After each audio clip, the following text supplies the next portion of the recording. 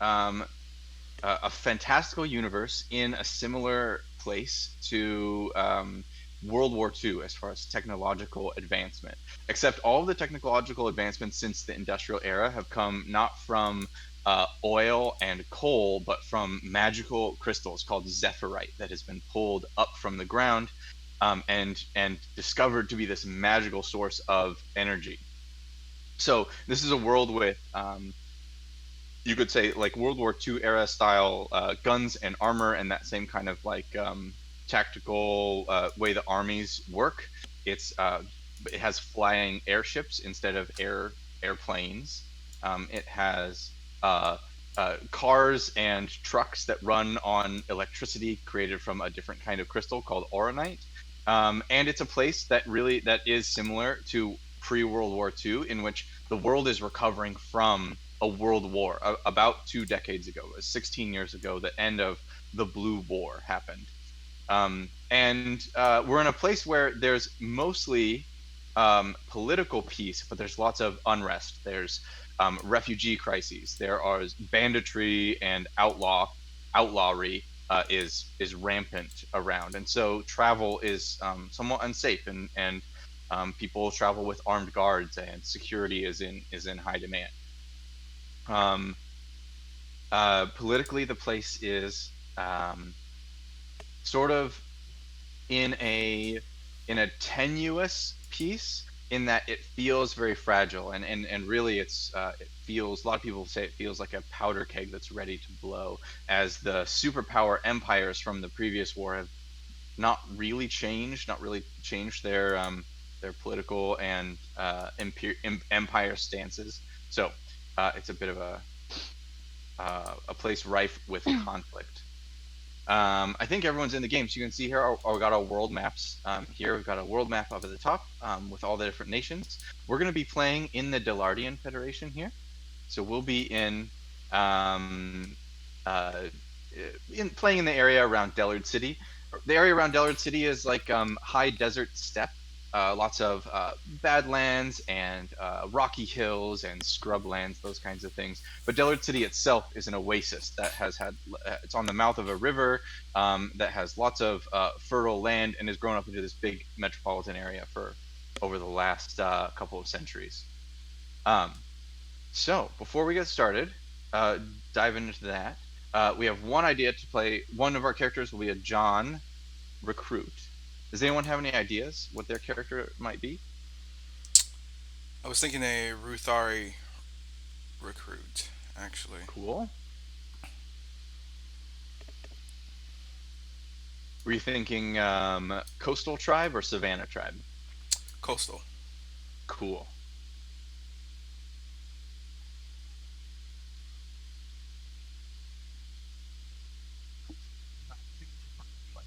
I said, didn't know this. Yeah, the Din. Either the Din Asat or Din Arad, Uh, the little fox folk. yeah, I was about normal courses, so is that dinner wrong? Yep. Yeah.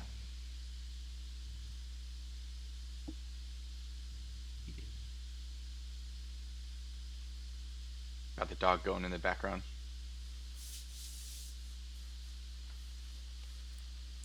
I think I'm the only one on the West Coast, right? Brad, you're East Coast, or are you Ohio? Yeah. Yeah. JR, where are you from? I'm If you in don't mind Dallas, saying. Texas. Gotcha. Okay. Man, it is like midday and it is dark and yellow outside, and I can't see the trees more than like 100 meters away. The smoke is so bad in Western United States right now. Yes. Hodan. Hodang.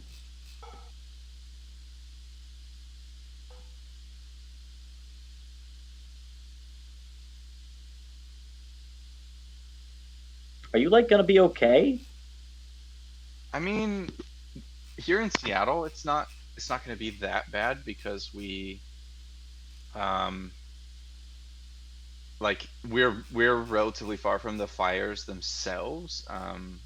But I don't know. That's a bigger question right now. You're right. That's That's Yeah. maybe too large a scale a question. Yeah, You read about things like and the skies blackened and suddenly there was no more peace upon the earth, and like you don't yeah, think it's gonna ever happen, but yeah. Times are tough. I'll put it lightly. Um, so I think we'll be fine. The smoke is annoying. It makes it really hard to breathe outside, and it's kind of warm. So we've been like keeping the house all closed up, and we don't have air conditioning, so it's been kind of warm to deal with that. But you know, we're dealing. All right. Okay. Uh, I would also make some quick player tokens. Um, so let's see.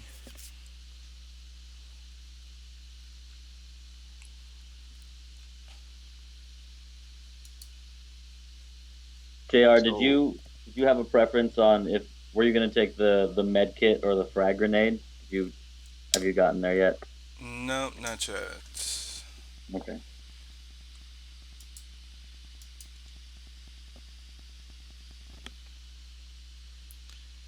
So real quick, because maybe I might be making this on the wrong spot. Where do I make the character sheet at in the game? if you look in the top right, there's like a row of icons, and one of them looks kind of like a newspaper. It says Got it. journal when you mouse over it. So you click on that, and you should see under characters it says JR's character. Mm-hmm. Do you see that? Yep, got it. So Okay. you click on that, and then go to the character sheet tab, and you can start filling out your information there. Awesome. Yeah. So the tabs along the middle of the sheet will help you fill out the other things for your starting ability or your starting equipment. Both of the starting abilities for the Seeker and the Novice are active abilities, so those will go in that tab. Once we get to responsibilities, we can talk about responsibilities.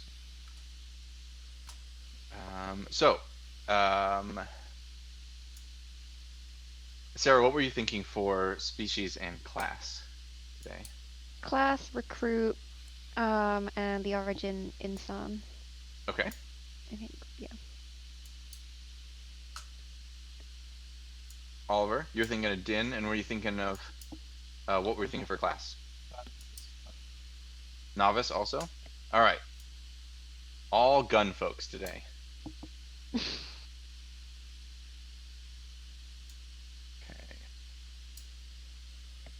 Okay. Novices are the fire thrower ones, right?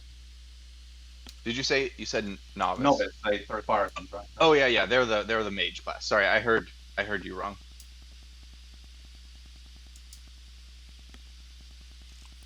So, a mage and 3 gun folks. All right. Walk into a bar. Yeah.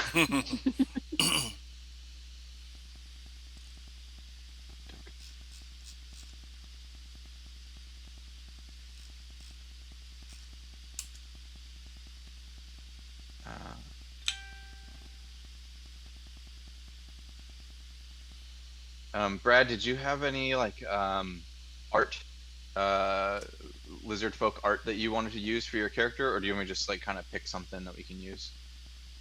Just go ahead and pick something. I don't Okay. have anything specific.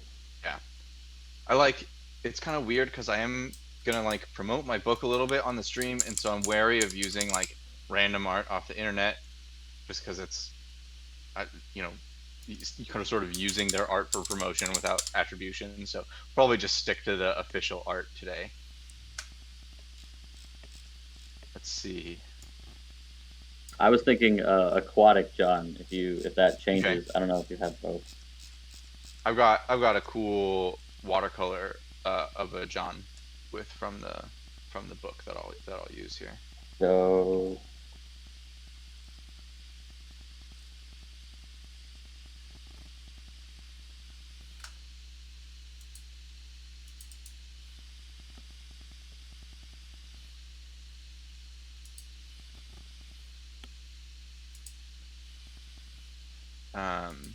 Do you have a name? me? Yeah. Yeah, are you ready? Yeah. Okay. Isoga Tragor Wa Mit Me Naft Lu Whipsets. Awesome. What's your nickname? ISO. ISO, like ISO? Yep. Cool. It's also I changed it in the doc if you want to copy paste. Gotcha. I can't fit the whole name on your player That's token, so fair. That we're was just gonna part go of with the ISO. intention. Yeah.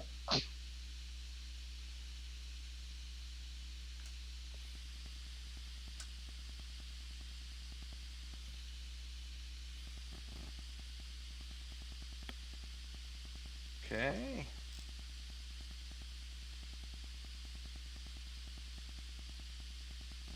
JR, I've got kind of like a snow leopard looking kind of Ruthari picture. Do you want to go with that one, or I've got more like the other ones are more like lions. We'll go with the snow leopard.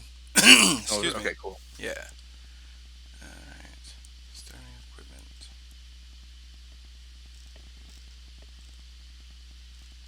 Oh, I've also got a cheetah. Do you want to go with cheetah?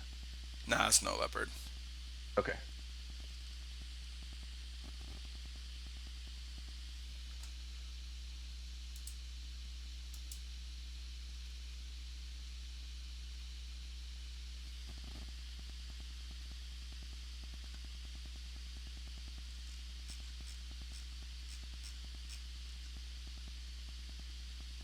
And do you have a name picked yet?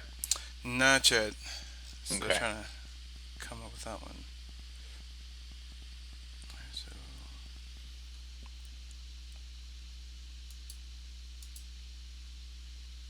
Okay. Oliver, I've got a red fox or a white furred fox character, or like a black and gray furred fox character. Which would you like? You're still cutting out a little bit. Can you say that again? It's fine. The red fox is fine. Okay.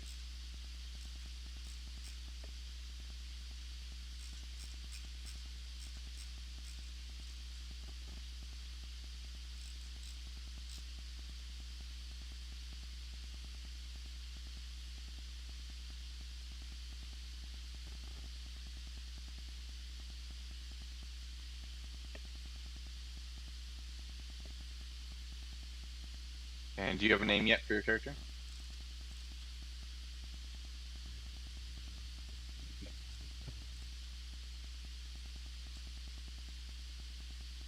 Um, can anyone else hear Oliver? Or is it just me? No, I can't hear Oliver. Oh, okay. I think what you find yesterday, they put that on other systems, but I think Discord. Yeah. I'm making videos also waiting, it's been fine. I just don't know what's the matter today with this.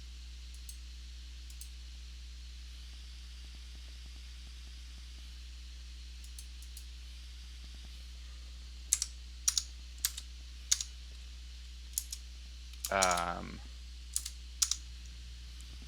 Sarah, I've got a bunch of different Insan characters. What are you thinking your character might look like?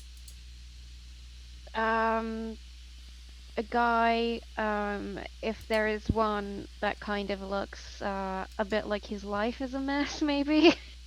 They're the kind of characters that I play. I Nice. play messy himbos, typically. I've got a let's see. I've got a handsome guy wearing a bandana with some eyebrow rings. I've got a guy with a big bushy beard, and I've got I've got a guy with long hair and a man bun, top knot thing. Yeah, we'll go with man bun. Why not? Okay.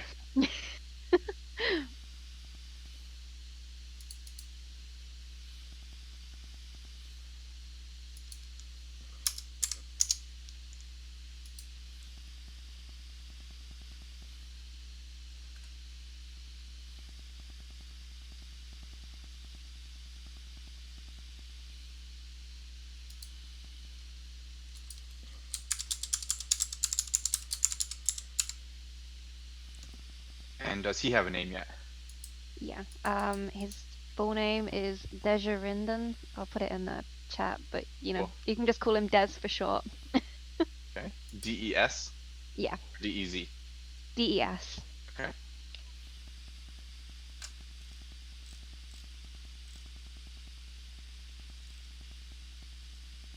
Great.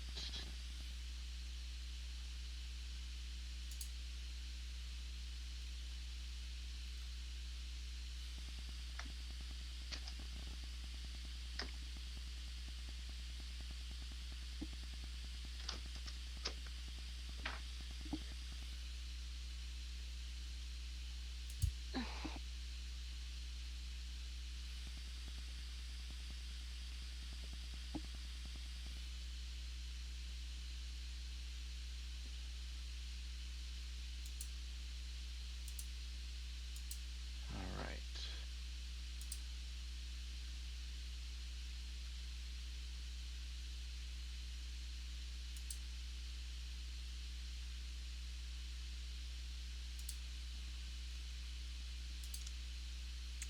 All right.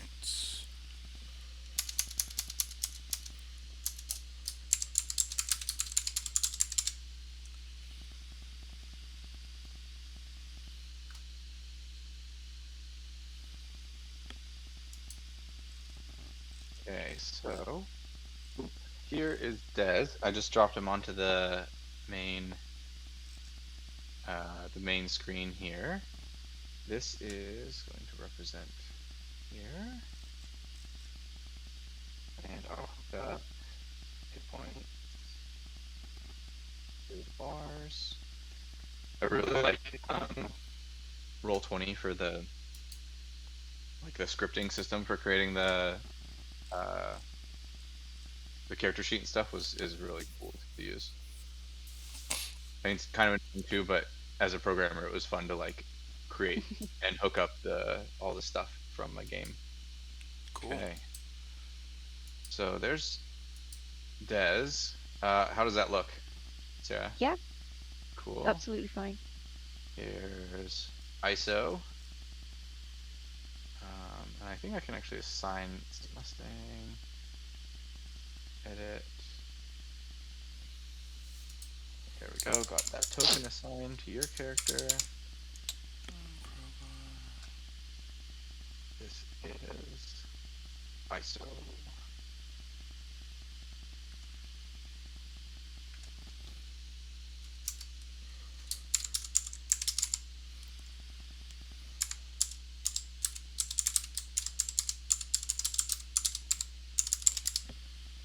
Okay, Brad, did you take a look at your character here? Oh yeah, no, I like it. Cool. Real good. And then JR and Oliver, once you pick a name, let me know, and I'll slap your name on your art and pop you in. How are we doing? 11:37. Okay. Probably do a little. We can kind of learn some of the rules on the. Let's go with Frond. I like that. Frond. Can you spell it? Yeah. Let me put that in Oh, the chat. Frond. Yep.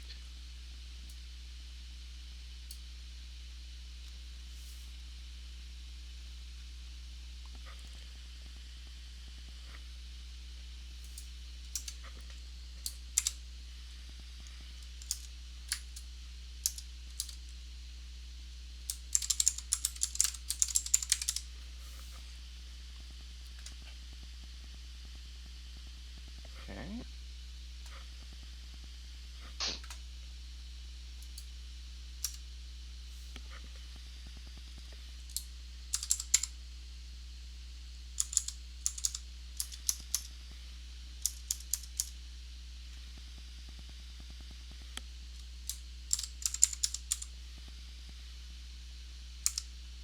Get this hooked up.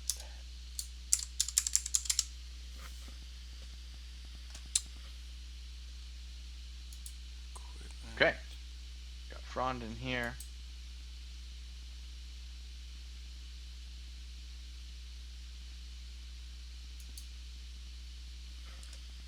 Get everything It's looking good.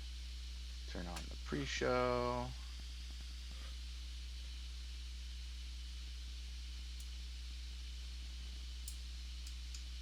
Okay.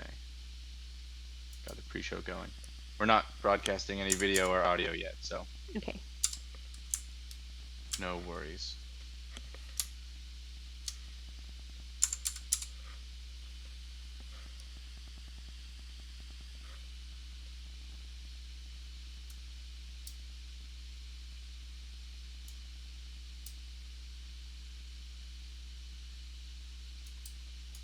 Any questions while you're going through character creation there? Nope. No. Perfect.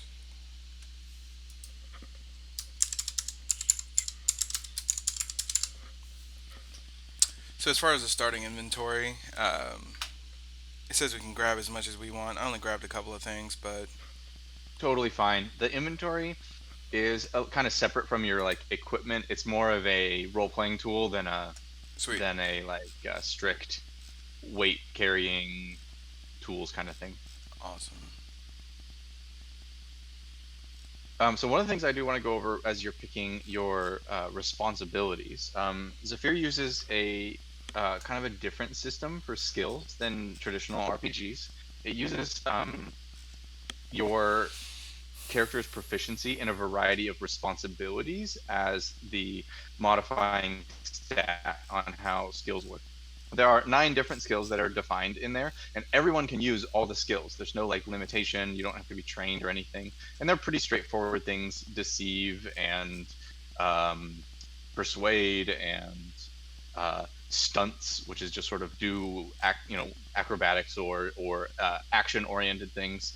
But the idea is that as part of a role playing tool, instead of just saying, "Oh, I have +5 to persuade. I'm good at persuading," you use your responsibilities to kind of have a create a justification for why you should get a bonus to persuade.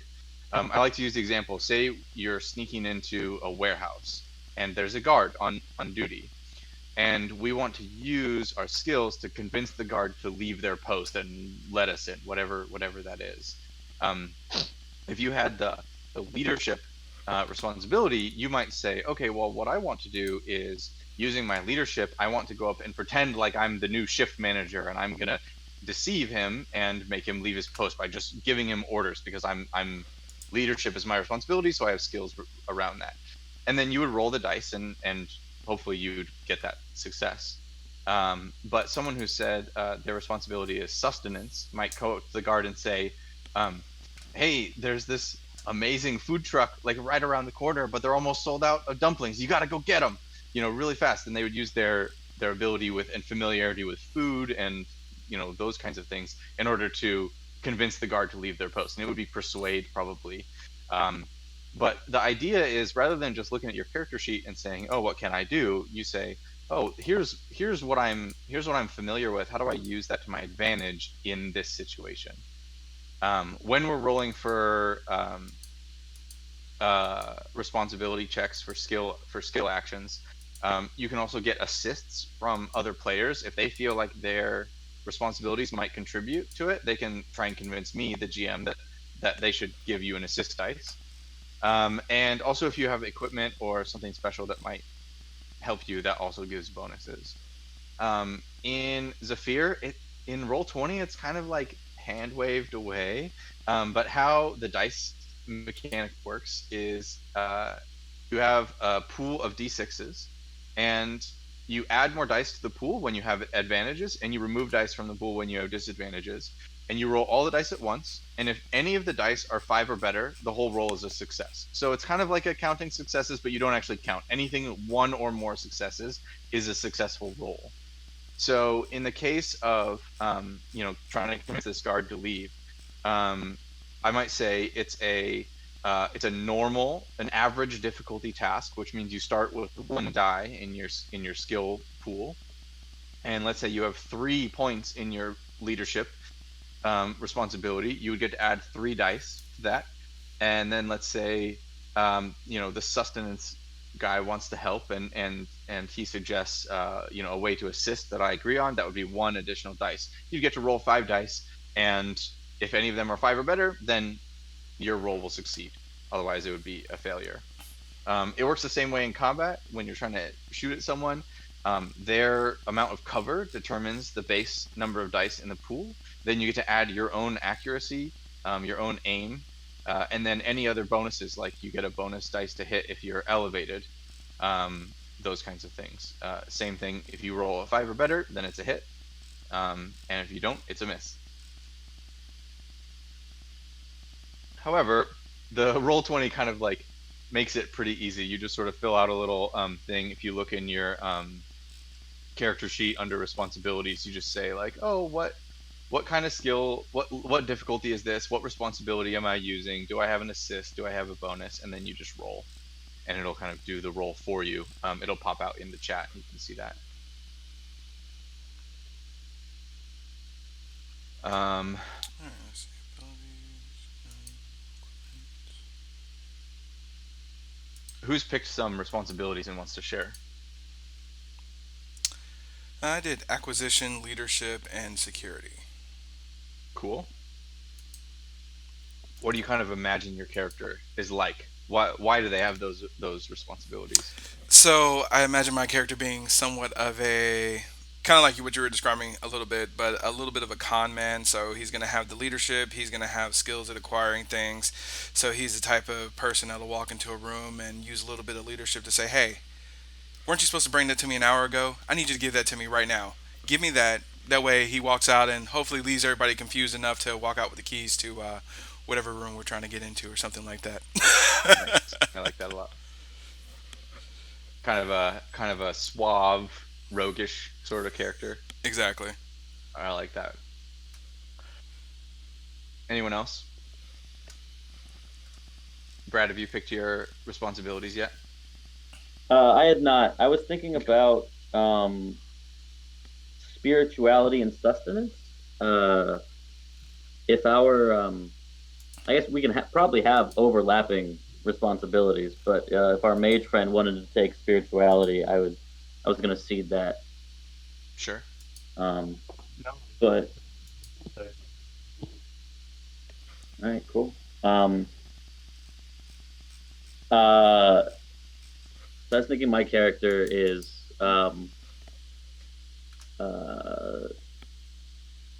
he's a like large sort of hulking. They're sort of a large hulking individual, but their size sort of belies their real personality, which is just a little bit meek, and they just really like to make food and help people. And so I was going to take medicine. I think was the other thing I was thinking about.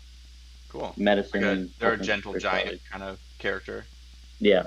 Cool. I mean they're a recruit, so they definitely have some like they're able to take care of themselves in a fight, but it is not their preferred. Yeah. So if no one has problems with that, I think I will take that. Okay. My only issue is I don't know where to put the 3 and where to put the 1s. Sure. It's up to you.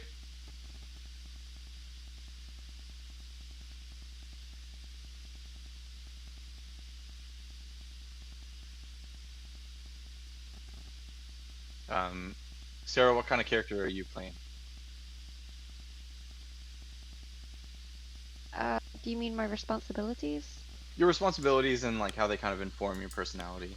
Okay. Responsibilities. Arcana, so gathering information on monsters and things. And the other two, sorry, engineering and medicine. He's kind of a guy that's used to scraps, so like pretty much like good at surviving kind of thing. All right. And I picked medicine because he's going to be like me a little bit, and he's going to have arthritis, so he knows about what kind of drugs you need to take for that. Yeah, he's going to have osteoarthritis in his knees and his hip, like me. Nice.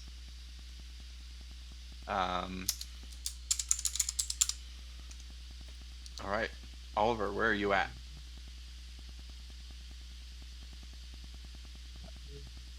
Very good question.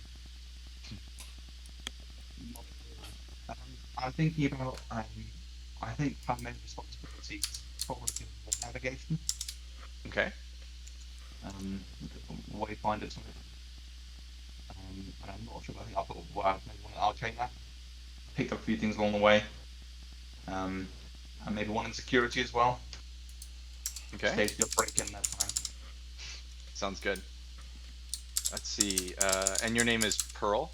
Pearl, yeah. Okay, great. I'm gonna get your token created.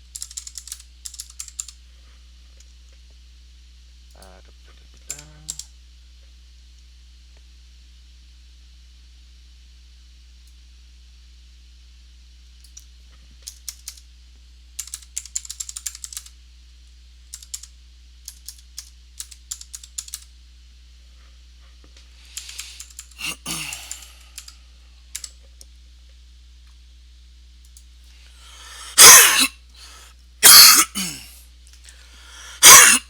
Excuse me. Good lord. There we go. Alright,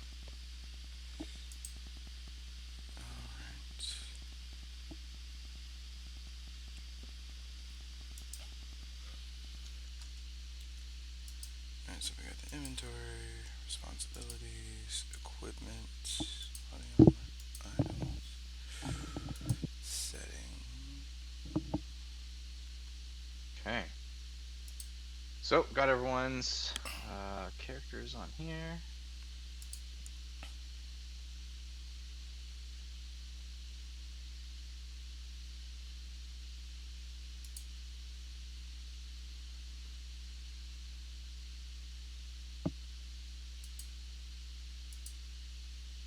I'm going to just drop out of the game and come back in really quick.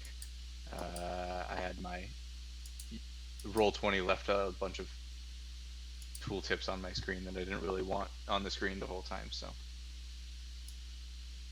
Okay.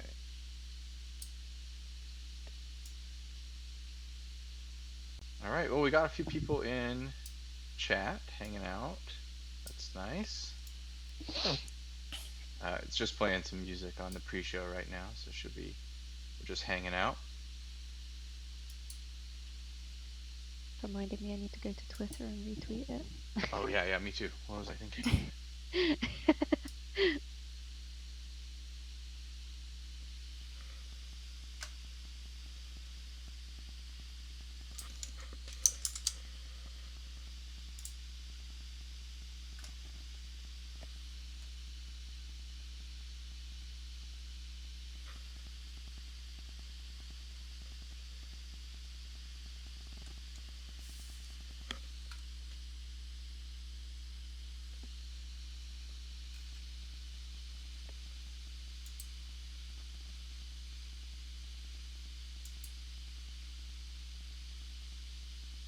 Okay.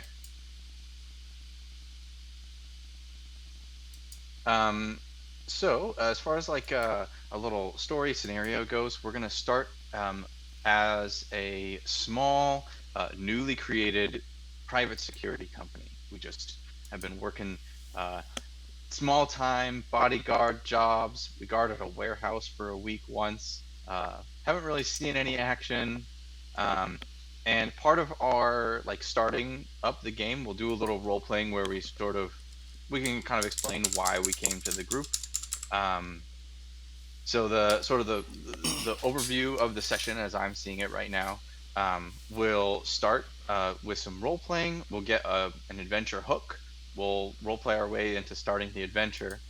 The adventure is 2 encounters long, so it'll be a nice straightforward mission. 2 pretty straightforward encounters. The first one will probably take a little bit of time because we're gonna learn the rules. We're gonna, kind of get our feet under ourselves, and then we'll move into the second mission, and kind of, or the second encounter of the first mission, and kind of have our feet under ourselves and be able to knock that out. Then, if that should only take like an hour and a half, maybe we'll take a little break, and then we'll do another mission. if that's something that you guys want to do.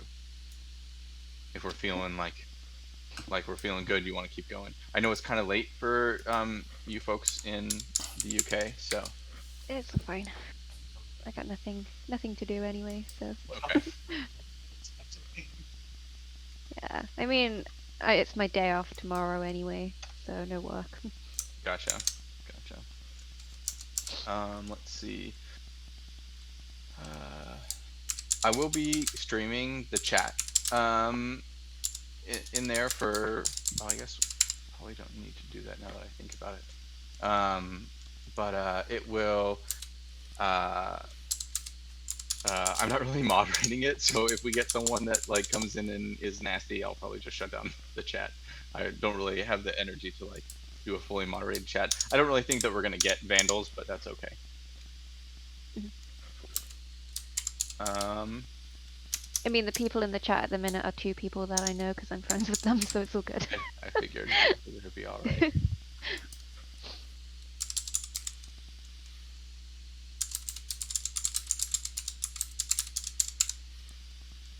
Okay. Ooh. Dropping dice everywhere.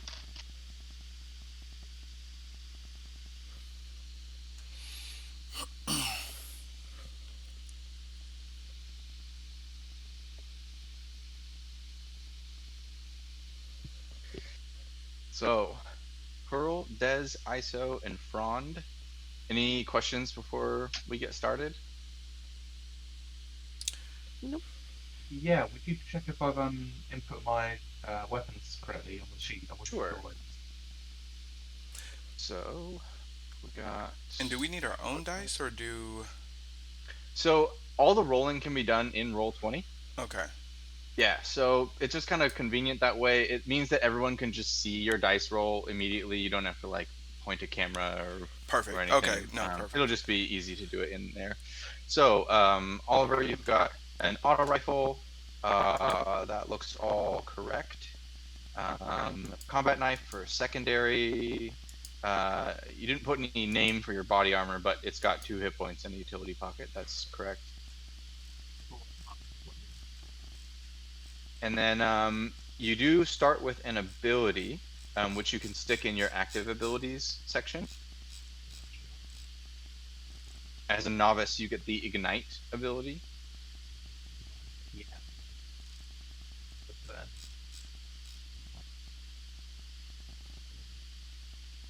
Oh, I also forgot that when I'm looking at your character sheet, the way that it like tells what tab you're on, if I move your tabs around, it's gonna move it for you while we're looking at it. It's sort of funny. There we go.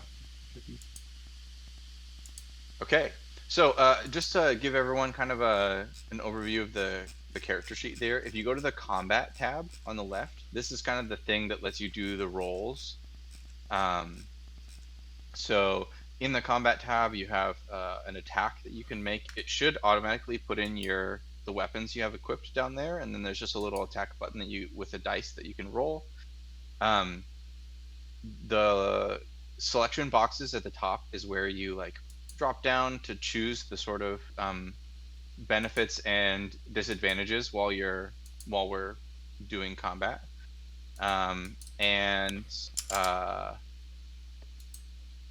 Yeah, same kind of thing. If you like, for example, Oliver, your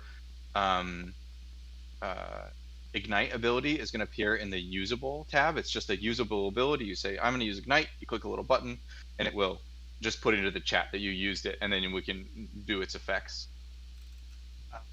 Let's see. I think. I think under auto rifle, you need to set the ammo to 4. Under max ammo, yeah. There we go. Now you'll see you have an ammo tracker up in the top right that you can use to reload your weapon. Cool. Let's see. Let me just go ahead and take a look at everyone's character here. Got that. Yeah, everything's looking pretty good. Mustang. Equipment. items. Frag grenade. JR took. Oops. I know I'm moving your character sheets around. I'm just looking. And then ISO. ISO, did you go with the med kit? Yep. Cool. I did, So we yeah. got one med kit for this mission.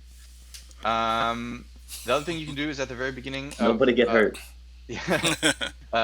At the beginning of the mission, go ahead and click the like mission start button at the top of the combat on the top right. That will like reset all of your cooldowns and reload all your weapons and max your HP and like get you ready to start. And then when you do have cooldowns like Pearl's ignite ability, you can just click round start at the beginning of the round, and then that'll just automatically like tick down your cooldowns and stuff. So tried to automate a lot of it so you can just get to play in the game. It's noon, so I think we'll go live and just get started. Is that fine with everyone? It's cool. Awesome. Okay. Let's see, pause my music. What are you Alright. listening to? We are live. We're showing off everyone here. Let me see. I got my mic going. I just want to. Can you guys say something? Make sure we got everyone's audio going on here. Hey, how's it Yeah, going? sure thing. Hopefully, Mm. hopefully it's working. Hello. I'm not picking up everyone's audio, and that's a bummer. Major bummer. So let's try to add.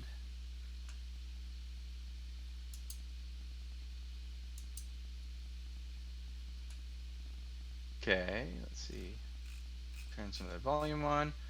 Let's see, Brad, can you introduce your character here, and we'll see if I can pick you up. Yeah.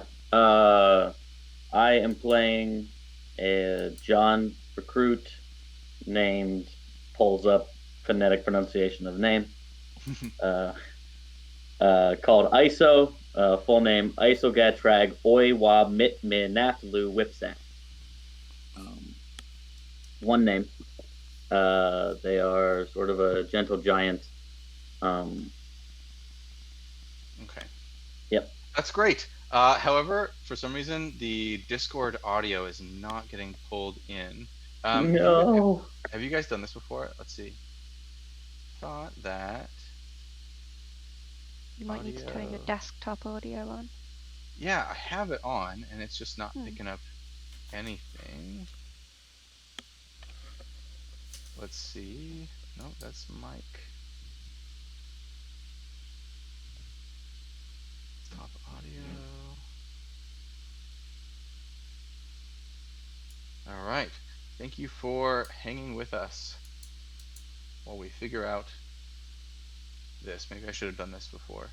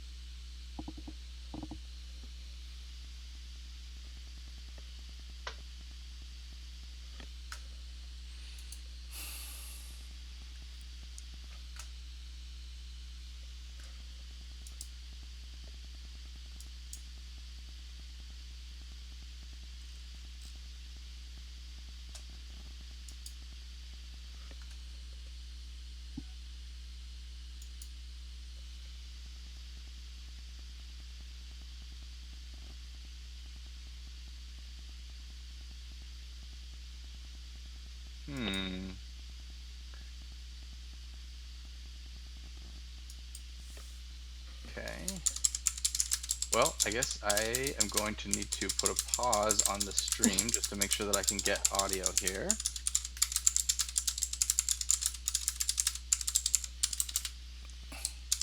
Okay. We're no longer live. Okay.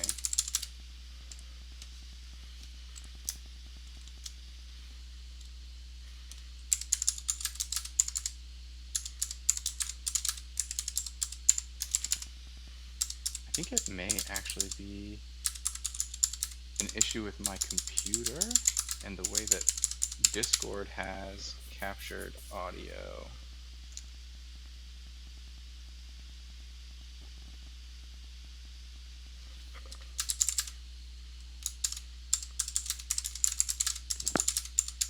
You guys talk. Just say something. Hello. Without talking, Testing. Testing. like Gotcha. saying Testing. things. So this is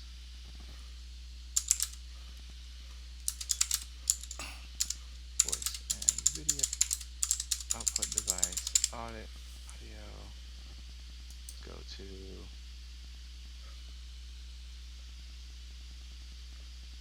headphones.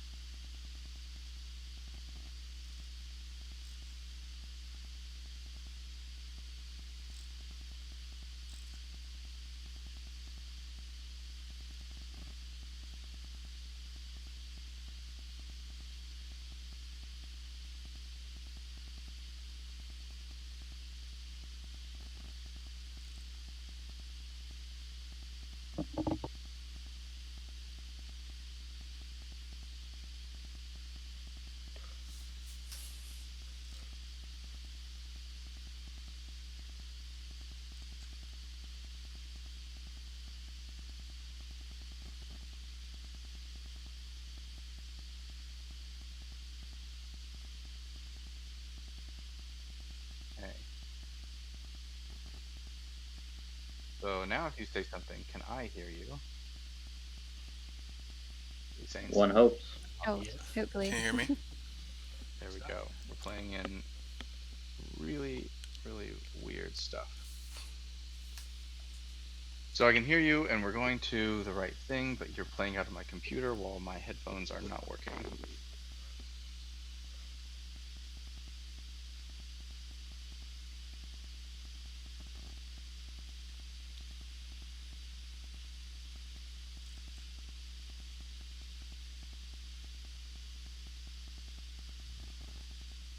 Thanks for your patience.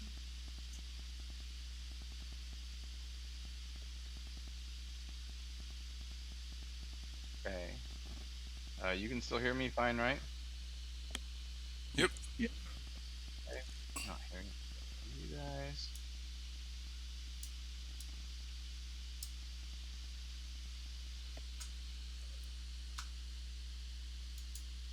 Is that Elvish script on your tattoo? Oh yeah, sorry. No, you're. The the ring, Oh, gee. the one ring to rule them all, but in Elvish. Super cool. I mean, like definitively nerdy, but like also super cool. Oh, I mean, like I've starting a Clone Wars sleeve now, so I've got a Ahsoka Ooh, at the minute, Oh, that's cool. that's so good too.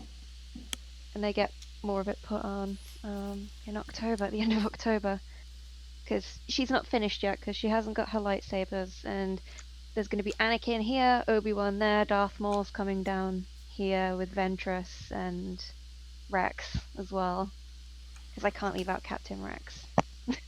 I mean, yeah. Love him. Yes.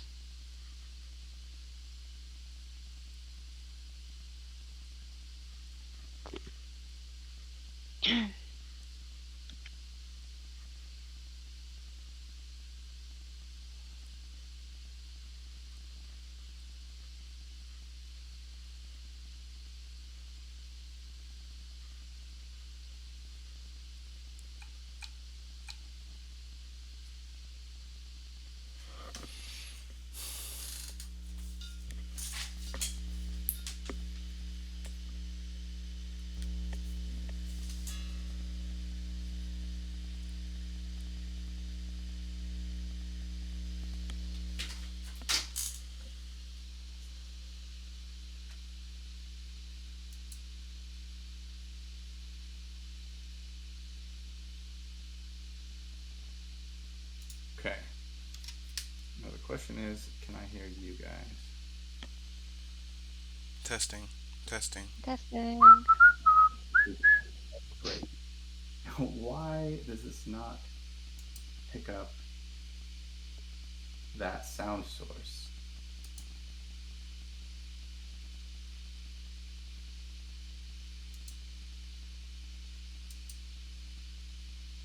Okay, try that again.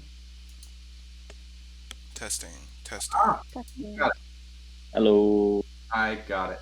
Fantastic. Yay. Nice. Let's try this again. Okay. All right. And we are back. Can everyone please say something? Something. There we go. Hello. Everyone can hear us? Hopefully. Yeah. See if everyone can hear us in chat. Okay. Fantastic. Okay, now we can get really started. Thank you everyone for your patience. I am Randy. I'm the creator of Zafir Tactical Role-Playing Game. I'm so excited to have you with us today. With us are Oliver, Sarah, JR, and Brad, folks from around the tabletop industry. And we're just really happy to play some Zafir for you today. This is going to be the first time playing Zafir for everyone, except kind of Brad, who played maybe a little bit before. But it's going to be a brand new experience. We're going to play level 1 characters, kind of dive into it. Today is kind of a push that I just want to get the word out about the game. So the website's there on the overlay, zafirgame.com. The book is beautiful, and it is for sale right now. Thank you, Sarah. You're welcome. Modeling our book for us. It's beautiful. It's got gorgeous illustrations. Also, thank you, Brad. I don't know why I don't have one. Why don't I have one at hand? I'm terrible at this. I've got some high quality versions of the prints. Nice. Some of the art prints. Ooh. Yeah, I want to give a big special thank you to Sarah, who did some disability language consulting for me on one of the chapters in the book. Thank you so much. And just thank you to everyone who supported Zafir through the whole thing. So today we're going to play. We're going to get to see it in action and how it's going. We're using Roll20, and I think we should just dive in. I've got chat open here, so if you've got questions about the game, go ahead and just type them in chat. If you've got comments on what we're doing, then that's great. So we're going to get started. Like all good stories, let's start in a tavern. We're in a tavern in Dellard City. This is the Leaky Cactus. On stage, a handsome Hin man, that's the pointy-haired folk, is playing the electric sitar with Ruthari on drums. The place is busy and packed, and we've just finished a job guarding a warehouse for, let's say, 48 hours straight. So we are tired.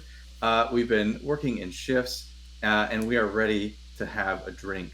The crew is sitting around a table. It's busy and bustling, and people are moving around. Let's go around. So the order that we have on our screen is Oliver, Sarah, JR, and Brad in that order. So we'll go in that order when we're playing the game, and we can just go in that order now to just kind of introduce your character and tell us what you're drinking. Let's see. Beer and mead and spirits and wine are available. So Oliver, why don't you tell us a little bit about your character? He is a lad, which is a top-flight humanoid sitting on a chair that's slightly too big for her, so feet are dangling forward and just trying to get some purchase on the ground. You know, you don't want to run, you know. It consisted of water. The water that was available is not so tasty, so if you're just kind of, you know, pushing it around the table, but we really trust what you're drinking. Sure, sure. Sniffing it, wiggling up on nose of it. Sounds good. All right. Your character's name is Pearl. Oh, yes. And she is a novice. Novice is the starting mage class for Zafir. Sarah, she introduced herself. The character, yeah. I am playing a recruit, so a soldier, called Dejarinden, or Dez for short. He is an insan, and he at the minute, it's kind of just sat at the table, grumpy looking. He's tired. His hair is a bit disheveled and everything. He's just kind of idly drumming his nails on the tabletop and sipping at kind of like a double shot of just straight rum. Sounds good. This guy is me. All right, JR, can you introduce us? Yeah. So my character's name is Frond. He is a Ruthari, and he is currently um, shuffling a deck of cards while sipping on a double shot of gin and soda with a twist of lime. Just shaking his head and trying to understand how they just worked for 48 hours straight without a break, and he's waiting to get paid. Brad. Yeah, I'm Brad. I'm playing ISO Gatrag Awoy Mitmin Naplu Whipsats, all one word, ISO for short. ISO is a John, which is a aquatic John recruit, soldiery person, and they are they're drinking they're drinking basically a margarita, or whatever this world's equivalent of a margarita is. It's got like 3 different umbrellas in it, and like a crazy straw coming out, if or whatever this world's equivalent thereof is, and sort of like bending their very large, hulking sort of individual, but leaning their head down, sipping out of the straw, and just sort of like staring in the middle distance, because 48 hours straight of anything is not fantastic for the attention span. Right. So everyone is sort of quietly enjoying the drink, sort of letting themselves decompress over this last job. But a commotion kind of from a nearby table has caught your attention. An Othenki man. So the Othenki are the underground dwelling, blue-skinned, tusked, long, pointy-eared folk. I guess you could think maybe like a blue-skinned cross between an elf and an orc, if you had to get a real reductionist. But this Othenki man is upset, and he's talking to an aquatic John, his partner or whoever, and he's gesticulating wildly, and he's clearly upset. But it's kind of hard to understand him over the whole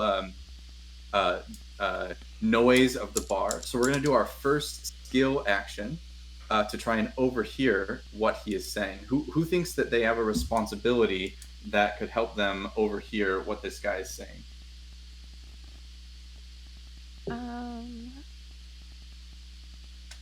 I have the Arcana responsibility, and that's kind of like gathering information. So maybe I could use that. All right. So why don't you go ahead and make a perceive check? Okay. Sure Can I assist with my spirituality? It's actually going to be an investigate check if you're using Arcana. And how does your spirituality help you get an assist? So spirituality is, from what I was reading, is sort of part of it is like reading people and understanding mental states and helping people through things, sort of a less physical wellness thing. And so I'm going to sort of lean over to a name that I definitely remember. And I'm sorry. Lean over to Dez and whisper something like, they've been at this for a while or something. Some sort of like reading. Okay. So you're sort of reading their emotional state, and Dez is investigating with her, with his fine-honed investigation abilities. So I'm going to say this is an average difficulty, and you can apply your Arcana, and you can get an assist bonus. And go ahead and you made the roll already. Oh wait, no, I didn't do it with the average skill. So 1 second. Assisted by another character. Okay. There you go. It should do. There you go. Success. Success again. Okay. Great. Yeah. So you can hear this, I think he is ranting about someone that has stood him up on a job. He is upset, and you can hear him. I can't believe this. Those people, they said they were trustworthy. I'm never going with a want ad again. What am I going to do now? The ferry leaves tomorrow morning, and we have no security. Nobody is there. Nobody's going to take a ferry right now with no security force tomorrow morning. Where on earth am I going to find people to run security on my ferry at this time of night, ready to ship out in the morning to guard my ferry. This is completely ridiculous. The John woman who's facing him is sort of like holding her head in her hands, just letting him rant, letting him get it all out, sipping her drink. What would you like to do now? So is it only Des who overheard all this? Sure, but let's say that you explained it to everyone else. Okay, and- yeah. I was yeah. about to say, yeah, So 'cause I'll everyone relay knows. that to everyone else if I heard it. Yeah, Des will kind of like, he won't insert himself into it, but like he'll look at everyone else at the table, and kind of do a lot like a get a load of that guy kind of gesture, to draw attention to what's going on. JR, did you say when we were making characters that you took the leadership trait? Correct. Okay. Did anyone else take the leadership responsibility? Okay, so I'll kind of treat you like you're sort of the crew leader. So whenever we say like, oh, all right, what are we all going to do or whatever, I'll kind of look to you to just kind of take the direction that we're going to go. No pressure. That's No it. pressure You're the at all. dad. You're the dad of the group now. That's it. Yep. Okay. All right. Which is funny because you said your character's like a roguish scoundrel, so maybe he's not exactly the one you want in charge, but the best you got for now. All right. Well, since I'm the dad of the group, I will pick my cards up and walk over to those two and sit down and ask them about the job. So you sit down, and the big John woman kind of like bristles a little bit, and but the Athenki man is like, that's fine, it's fine, Kiana. What can I do for you? My night can't get any worse. So I start shuffling the deck of cards in front of them, and I let them know, hey, my friend's over there, Des, he heard you needed a job, or you needed somebody to be your guards on a ferry tomorrow. We're interested. He like immediately changes his emotional state, right? He went from like, he's like pissed off and frustrated, and he's like, excuse me, you of course, he's sort of trying to gather himself and look professional. Yes, of course. We are, of course, an extremely reputable ferry company, and we're, just short-handed at the moment. And of course, if your group was looking for a job, I could offer you, let's say, 400 reals. For a ferry job. It would leave tomorrow. It's for 2 days, but I could probably make something like that. So the real is like the currency of the realm. A real, if you just want to kind of think of it in terms, is like, oh, actually only 3 of us are American. It's like $10 American. What's pounds to the dollar right now? That would be around about £15 roughly. Okay, sure. So like. So yeah, roughly that. So you can do like a multiply by 10 in your head, and that's kind of a rough dollar amount. So it's a pretty good chunk of money for a 2-day job. It's more than you got for guarding the. It's more than you're going to get for guarding the warehouse we just came from. But at this point, this man, he introduces himself as Agar. Agar kind of turns to the whole crew, and he's like, so what do you say? Do I got my ferry guards? Here's the deal, Agar. No offense, but we're great guards. We just came off of a successful job, and here's the deal: you need us, right? So you're gonna have to raise that price just a little bit more. I'm waiting. All right, so this is great. We're gonna have you use your responsibility to do a skill check. The skill is going to be. I'll let you choose. It can either be persuade or coerce. However, you're coming at it. Hold on. It's really more persuade. We're not actually forcing him to do anything. I think persuade makes a little. Persuade. more Okay. Okay, and can I use my acquisition? Because it says it's for negotiating a good price too. So. I think that's a perfect use of your acquisition ability. And I'm going to say the difficulty for this will be easy because he really does need some people. All right. Use So acquisition. easy acquisitions, no assist, no equipment bonus, and persuade. Go ahead and roll. Persuade. All right. Skill roll. All right. Success. Um, for those at home, how responsibility rolls work is you, in Zafir, you create dice pools of d6s. And whenever you roll to see if something is successful, you roll all the dice. And if any of them come up 5 or better, then the roll is a success. So it's kind of like a counting successes dice mechanic, but it's just one or more. You don't actually count the successes. This is successful. And the guard turns and says, you are absolutely right. I admit it. I'm completely over a barrel here. All right, I'll up it to 600 reals for the job. Actually, 600 reals, and I'll pay you extra if there actually is. I'll pay you hazard pay if we run into any problems. All right. So I look back at the crew. How's that sound to you guys? All right. Desmond thinks about it, like being out on a boat. Is it like aquatic? It's a sky ferry. Oh, it's a It's an sky ferry. airship. Okay. When he finds out that, because at first he's like, my arthritic knees and water do not mix well, and then once he learns it's an airship, he's like, yeah, all right, yeah, do it. Awesome. ISO just continues to stare off into the middle distance, like, So another tired. 2-day job. Hey, at least you're only needed tomorrow morning, so at least you get to sleep tonight. That's true. That and we probably need the money run through their head, and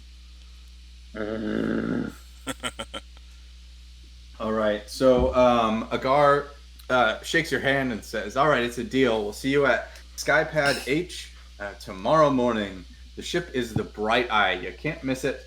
Tomorrow morning. It's an early morning. You need to be there at 7 a.m. because we ship right off. All right." Sounds good. We'll see you there. Sounds good. All right. So let's just go ahead and cut to tomorrow morning. Let's say you finish your drinks. You kind of maybe some of you feel hopeful. Hey, another job. Some of you feel tired and like, oh man, I can't believe I'm doing another job. But that is okay. I'm gonna grab your tokens here. Well, hop off to our next job. So for you at home, people at home are getting the GM's view. So the players will not be able to see everything that's on the thing here. It's kind of faded out. The players can't see yet. But we will hop over to the next scene. Right. So it's bright and early the next morning. You've tumbled out of your, I don't know, maybe you're staying in a bunkhouse right now. Actually, let's see. Brad, you have sustenance, right? I do indeed. All right. Where did you arrange for your crew to sleep last night?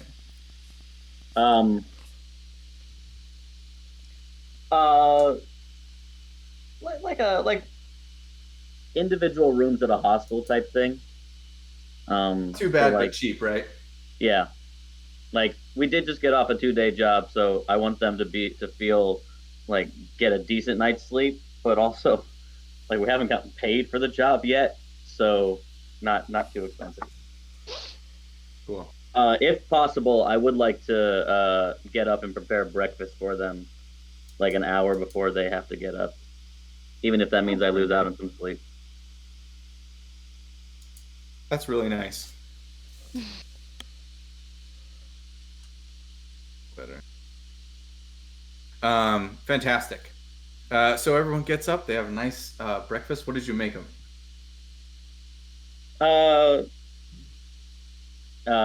Basic sausage links and eggs and orange juice. I'm not familiar with the food available in the Zafir, but yeah. I think orange juice, sausage links, and eggs are perfectly available. All right, so we get up. We've been well fed. We get ourselves all equipped, So just everyone double check that they've got their equipment set up, they've got their armor set up, they're ready to go. Everyone can go and click that mission start button to like max out your hit points and get all your cooldowns set. Okay. So here is the Eyebright. There's a top-down view is a main view that we're going to be playing on, and then there's a side view over on the side, a little perspective view, so you can kind of tell what the different elevations are, where the different pieces of cover are. Zafir's a very 3D oriented game, right? It's a lot of verticality that's important. Positioning is really important, so it's good to have a good view of the thing. And if you need any like things described or clarified, just let me know and we'll clarify that. So we are going to step aboard the ferry here. Agar meets us at the door and says, oh, fantastic, I'm so glad you showed up. I'm going to head up to the pilot's cabin and run through the pre-flight checks. Why don't you guys just stand guard while our passengers board? All right, thanks. So he heads up to his cabin. So I think you can control your tokens. Go ahead and place yourself where you want to stand on the ship. Okay. Can I ask where people are boarding from? Yeah, so there's a door right here, and then there's a door right here. You guys see those right. pins Okay, when I cool. ping the map? Where the doors are, yeah. Yeah. That's on me. So that's where people are going to come onto the ship. These on the sides are big windows that are looking out. These are like support struts kind of going along the ship. And then here's here's the front of the ship. So you're going to the left, and the back of the ship is over here. And then these low walls are actually like where the seats are, right? Those are kind of like the seat backs. I didn't model the whole seats, but we got seat backs in there. Okay. Yeah, Desmond's gonna go stand by those windows, because not only are they good to look out of, they're also good to lean against, because he has stiffness still in his knees from this morning. So he's kind of stood there like stretching his knees out against like the wall that has like next to the window, whilst also still looking out. So technically he's still doing his job. Nice. All right. I'm going to be standing near the south door? Sure. Cool. Okay, sort of like standing guard as people are coming in. Yep. Okay. ISO wants to be standing here, and despite the fact that they are definitely blocking this like aisleway, just wants to make sure that they have a sort of a view of everybody, if possible. Okay, so some passengers start to arrive. It looks like a young Authenki family is there. It looks like a woman and maybe her wife and their small child come on and have a seat.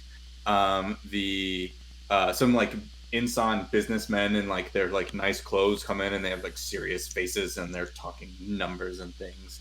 And just for the next 15 minutes, let's say about 20 people come on and fill, I'd say, roughly half the seats sitting around, kind of spread throughout the cabin. After a little while, the whistle blows and the airship takes off. So in Zafir, the world is at a technological level equivalent to like what we had in World War II in our like real world, like in the middle of the century, except that all of the technology that we have powered by coal and oil is powered by magical crystals and magical substances. In this case, about I think it was like 40 years ago in the world's history, it was discovered that the Zephyrite, which is a magical powered crystal, when it was depleted and pulverized, it released a kind of lighter than air gas that would provide lift. And so airships have these spinning rings on them that send this pressurized gas through them, which provides lift and can provide lift for actually really big, heavy airships. For thrust, they use methane engines. Methane with an N, that has a bright purple flame, so kind of like a jet engine with a bright purple flame. This is a pretty slow ferry, so we're going to go all the way across the desert to a new mining town that just opened up, or is not opened up. It's trying to attract miners and other settlers because a new Zephyrite node was discovered. So it's going to take almost a whole day to get there. We'll drop everyone off and then wait overnight, and then we're going to do the return trip in the morning. So we're just lifting off here. The doors are shut, and we're heading off into the Badlands. For the first hour, can each of you describe what your characters are doing? It probably takes Desmond like about half an hour to stretch his joints out enough. And if Pearl is still there trying to like see through the window with how short she is, Desmond will like put his like one of his thick, because he wears like thick kind of combat boots that are like a little bit tall. He'll like put his foot out for her to stand on so she can see he's here. It's like having the scientific nonsense. Like it's really just advanced thermodynamics. If you think of it, like impressing on about how the ship works. Yeah, and you could just see like in Desmond's like face, it's completely above anything like he actually knows and understands, but like he just nods and smiles.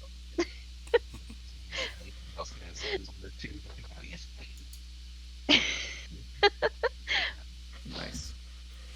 And JR? yeah, Frond has pulled out his fiddle and he is standing next to the back of the front of the ship, just kind of watching everybody while he's playing a tune and just letting the people walk around him. And he's trying to appear as harmless as possible with a disarming smile and just nodding at everybody as they pass by. All right. ISO is trying hard not to like tap their foot or like do a little bit of a jig to the fiddle tune, and like look intimidating and look somewhat like competent bodyguard type person. But I think the moment they see like the thank you child sort of smile or whatever, that just entirely melts and they're just like, ah, so cute. And then like goes back to trying and failing to look intimidating. Probably. All right. So Des and Pearl, I'd both of you like to make a skill check. You're gonna make a notice skill check. It's going to be difficult, and each of you can choose which responsibility you want to use. So you're looking out the window, right? Obviously, you're looking for threats, so you're paying attention. And so, what responsibility is giving you that ability and edge to do that? I'd say What was that, Oliver?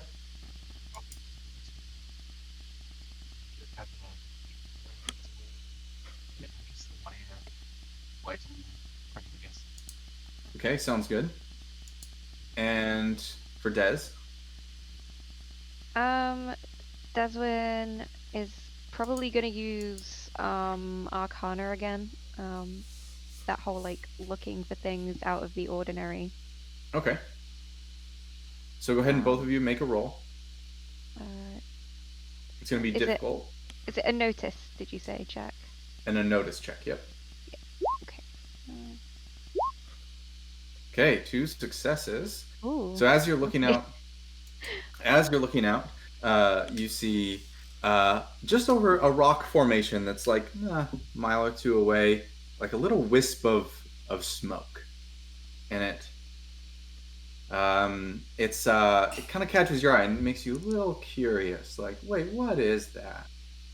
And as you look just a little longer, you can see it's actually a small airship that's just come off of the desert floor and is rising up behind this rock formation. It just appears over the top. I have an engineering responsibility. Would I be able to identify what kind of make this ship is? Sure. Why don't you do investigate and average difficulty, and you can use your engineering responsibility. Okay. Actually, it's going to be easy response. Okay. Yep. All right. So you look out there, And so what this thing appears to be, it looks like one of those box, like shipping containers. You know, like I don't know, 10 meters long, 3 meters tall, just like a box. And this one's kind of all rusty. And someone has like welded like a fighter jet's cockpit to the front and welded like a huge engine to the back, like from obviously a much larger ship is like welded onto the back. And there's metal like scaffolding and stuff still just holding everything on, and it's kind of belching smoke, right? As an engineer, you're like, that engine is not being taken care of, so it's belching smoke out the back, and it's coming at you pretty quickly. That's a concern. I think Des will probably move away from the window, and try and get both Frond and Iso's attention. Okay. So I notice Dez and I walk over to see what he's looking at. Yeah, like, Des is like frantically like kind of gesturing. I think he understands maybe don't shout anything in kind of a panic in case it sets off the passengers. So yeah, he's like, subtly trying to get everyone to come over. And he'll point out the ship. Okay. So everyone and gets say, a pretty good look because it's starting to get pretty close now. All yeah, right. Des is gonna say like, I think we have a problem. All right. So I calmly walk over to the captain, and I let the captain of the ship know, hey, you might want to start doing some evasive maneuvers. We have incoming. So you're like, there's like a little door right here, let's say, that kind of goes into the captain's cabin. So you're like knocking on the door, like, Captain. So as you say that, you hear these strange sounds, and from the ship you see these long lines arc across, and hear tink tink tink as these harpoons stick into the sides of the ferry. And suddenly the ship is right there, and it's zooming closer as the two ships are being pulled together by these like winches that they've fired. You can see there's like three like little cannons on top that have shot these harpoon guns at the ferry, and they're closing the distance really fast. All of a sudden, an explosion at this door rocks the ferry. Everyone kind of jerks around. All of a sudden, like in Star Trek when they get hit. The several of the passengers scream. I would say you have 30 seconds to do something with the passengers before we have some imminent violence. I was gonna say. Dazzle in Go ahead. that area. Sorry, I was just gonna say Dazzle run in that area and immediately be like, everyone leave this room. Is it a room? Yeah, I guess. Get to the back. Yeah. All right, so you shout for the civilians to get to the back of the ship. Get to the back of the ship. Everyone up. Get to the back of the ship. One of you, Iso grabs the little girl, the little Athenki girl, and carries her to the back. I'm gonna stick Iso right there, and then through the smoke. Oh, let's see if I can get all these at the same time.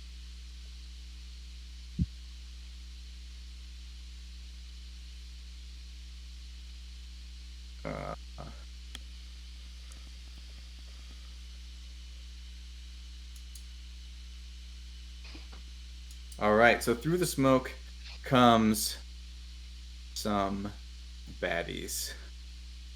All right, these are the Sky Pirates. I'm actually just going to use 4 of them for this one. We've got our first mate and 3 Sky Pirates. The first mate comes through, and she's got kind of like a rifle slung across her chest, and she's like, all right. This is the Badland Kings. We're here for your stuff, not for your lives. So everyone, give us all your stuff.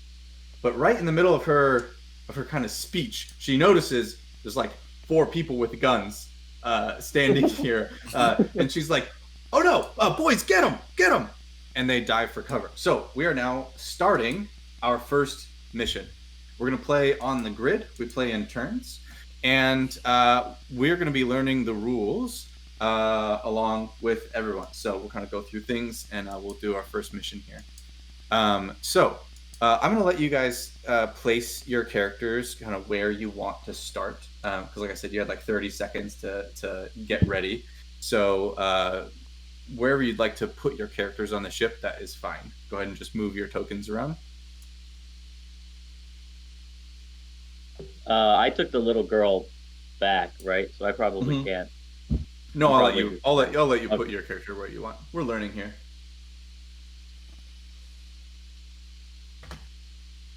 Can I still see them from there? Is that a... Yeah, so if you notice over on the like perspective view, Yeah. that the middle of the ship has that like one tile tall kind of ridge running through it. In general, characters are 2 tiles tall, right? Or they fit in like a 2 tile area. So objects that are 1 tile tall are half of the height of a character, and 2 tiles are the full height of the character. So let's go ahead and get started. How combat in Zafir works is every turn you have 2 actions that you can take. There's a series of basic actions that anyone can take. They are move, attack, reload, or overwatch. If anyone's familiar with the XCOM series of game, it's like really similar to that style of strategic combat. On your turn, you get 2 actions. If you choose to attack or overwatch on your turn,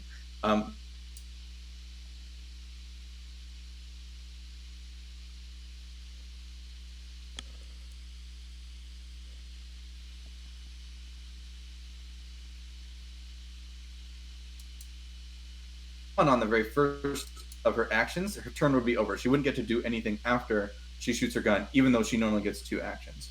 But if she wanted to move to a better position and then shoot her gun, she could do that. She can move and shoot, and that would be her 2 actions for the turn. So that's the basics. We're going to go how it works. Rather than like an initiative or anything, at the beginning of every round, the players get to choose who goes first on the players. And then we're going to just go in order. In order on the on our screen for the viewers, it's Oliver, Sarah, JR, Brad. And so let's say if JR decided to go first, it would go JR, Brad, Oliver, Sarah, just kind of like in a circle. The rule from the book is as if you were sitting around a table. You play like a board game where you go around the table in a circle, just to the left. But you get to choose each round who goes first. So that's kind of how you can strategically change your turn order. The goal of this encounter, so this is the first encounter of our mission. We're going to have 2 encounters on this mission. The goal of this encounter is to eliminate all of the enemies and to prevent any civilian casualties. Once we eliminate all the enemies, we'll immediately move to the next encounter. Let's see. Des, I'm going to get your hit points up to full here. There we go. Everyone should have their weapons reloaded and ready to go. So on the first turn, when enemies are there, they're going to get a free move action. That's going to be just the start of their turn. And then to start combat, and then the players will go first after that free move action. We'll talk about moving in a second. So this first mate, she's going to 1, 2, 3, 4, 5, 6, 7, 8 run over here. This sky pirate is going to pull. These 2 are going to head over here, and this one's going to dive for cover over here. So, how movement works? Each tile. So every character, you notice in your character sheet, you have a speed statistic. Your speed attribute determines how many spaces you can move during one move action. And so remember, you have 2 actions per turn, and if you spend it on a move action, I think all of you should have a speed of 8. Which means you can move 8 tiles during a move action. You can vault over low cover or half cover. Anything that's 1 tile tall, you can vault over without any penalty in movement. You can't move onto something that's 2 tiles tall. So like you can't jump over this post that's in the middle. You'd have to go over the half high ridge in the middle. And you could jump up to this ledge even if you weren't using the stairs. You can jump up one without having to spend any extra movement points. To move diagonal is 1.5 movement points, so just keep that in mind as you're counting out. You can do diagonals, and it just costs 1.5. So, for example, this Sky Pirate would go 1.5, 3, 4, 5, 6, 7, 8, like that. You can also cut corners freely, so there's no reason that I can't go 1.5 and 3 like that. So that's movement. To shoot, you guys have a little combat section. You choose which weapon you're going to attack with, and you choose a target, and then you determine cover. So, for example, this Sky Pirate here is in half cover to Dez. Notice that she's hidden behind this piece of cover here that is 1 tile tall. That's half cover. And Dez would be able to shoot at her, but with a small penalty. If, let's say, this Sky Pirate was here, you notice in the perspective view, this is like a 2 tile tall post.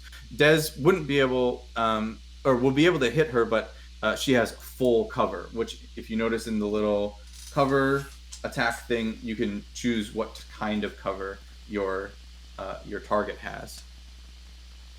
And then if, for example, ISO were to shoot at this Sky Pirate, she would have no cover to ISO, which both gives a large accuracy bonus and an extra 2 critical hit dice, which is an extra percentage to critical hit. I think we should just... let's talk about Overwatch really quick. Overwatch is just like in XCOM or some other strategy games like this. You end your turn prematurely without attacking, but if any enemy moves within your line of sight on their turn, you can take a free attack on their turn, but at a -1 aim penalty.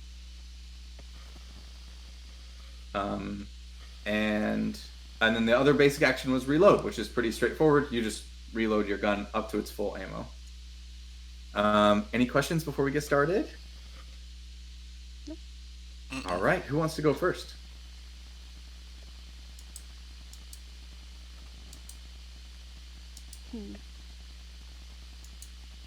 I don't mind. Whoever. Okay. So you have 2 actions. What do you want to do on your turn? I think I'm trying to think where to move. Probably gonna move to about here. Okay. I've got my light carbine gun, and at that angle, I am going to try and shoot I believe it's a Sky Pirate. Can you do a long press on the Sky Pirate, a long click on the Sky Pirate that you're targeting? That one. Okay, that one. So they'll be in half cover to you. So under your target cover, select half cover. Oh, I forgot to mention, when you're making attacks, if you are at an elevation bonus, so like if you were up here on the like higher deck, you get a +1 bonus to hit.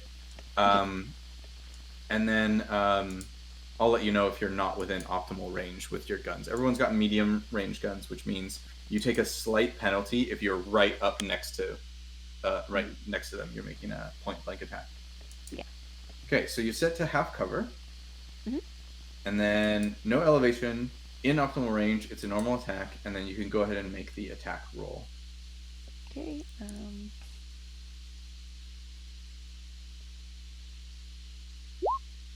You hit!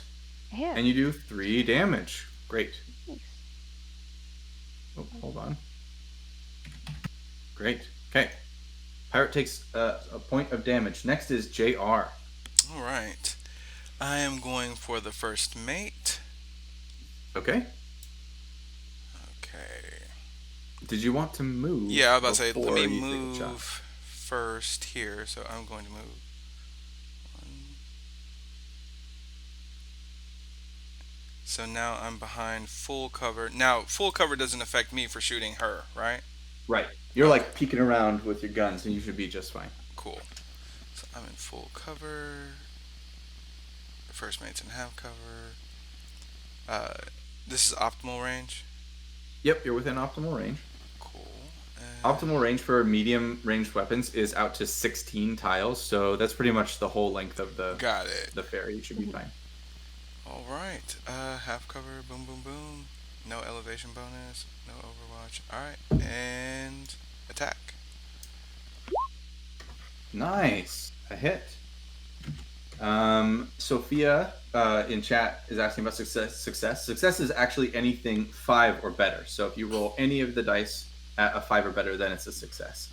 All right, so Frond hits with their light carbine and does 3 damage on the first mate. Good hit. All right, ISO, your turn. My turn's pretty simple. I am. All right, I have a question. If I move up here, can I still overwatch this Sky Pyrite? So quick note. So there's some tiles that have like a gray floor and some tiles that have like a brown floor. And the brown floor is a piece of cover that can't be stood on. Okay. Yeah, so you can't end your turn on it. So imagine that this is not like an actual meter cube running down the middle of it. It's actually more of like a metal ridge or something. It provides that kind of cover, but you can't like stand on it. It's not really stand on it. So you can stand anywhere that is like the gray floor, but not on the brown floor. Okay. To answer your question, pretty much anywhere you stand here, you're going to be able to see the enemies that you'd want to hit with Overwatch. With Overwatch, how it works is when an enemy moves during their turn, you can choose to use a reaction to shoot at them, and you can choose. So you could like, if someone moves first that you don't want to shoot, you don't have to use the reaction then. But if someone moves later, then you can choose to shoot them. Do I only get one reaction? You only get one reaction per round. Okay. Yeah, I am just gonna go ahead and Overwatch then, I think. Okay. I'm just gonna put a little marker on your character there to show that you're in Overwatch. All right, and Oliver. So there's something with your audio, Oliver. I think it kind of takes a second to like warm up, like it's got some like ducking that it's doing. So if you like, we can't really hear the first like 10 seconds of what you say, but then it kind of comes in. Have you tried push to talk? That might solve it.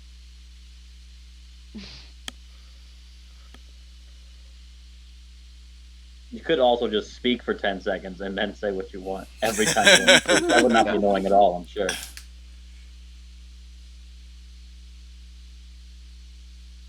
Vonnegut Child asks, when overwatching, who's your main?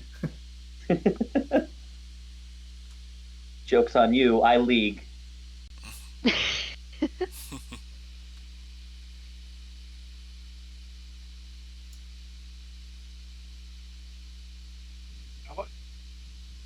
Yeah, we can hear you. Mostly. I don't think Pearl's ready for this. She's not ready for this. She has a knife out at the moment. And just staring at them.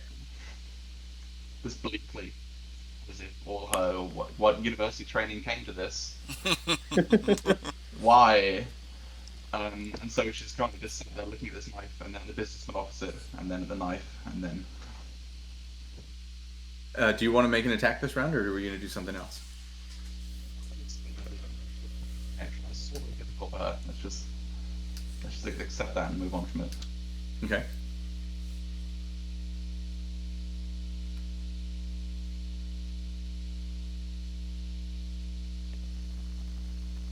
I didn't quite hear you. You're skipping your turn. Okay, sounds good. In character. So now that all the player characters have gone, the enemy team is going to get their turns. They're all going to go at once. The first mate got shot by Frond, and so she's going to point at Frond and use her ability, Spotter. Let's see here.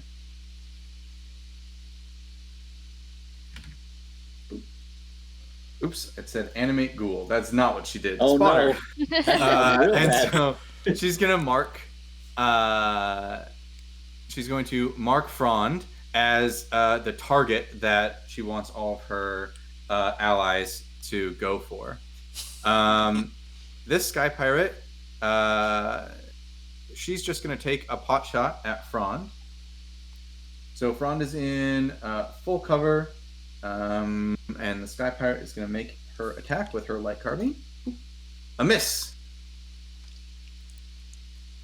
I only get attacks against them if they move, not if they actually If they attack, move, right? that's correct. All right. So this sky pirate over here, he is going to. I think he's going to move. So he's going to go 1, 2, 3, 4, 5, 6. Okay, he's going to try and get an attack on Frond. Frond has no cover and is currently marked. And so we'll make that attack. Oof! Frond is hit for 4 damage. So I'm going to mark 4 damage off here. This sky pirate is going to take a shot over at... Oh, actually, hold on. This guy moved, right? So Yeah, he's going to shoot Frond. So let me just roll that back really quick. It's gonna happen, but we'll see what you're done. So as the sky pirate rounds the corner, not realizing that ISO was in Overwatch, ISO is gonna take that Overwatch attack on him.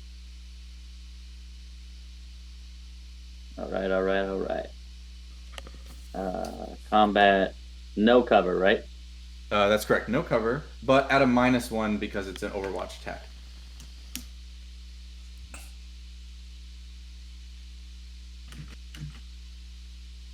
Oh, a miss. Oh, That's all right.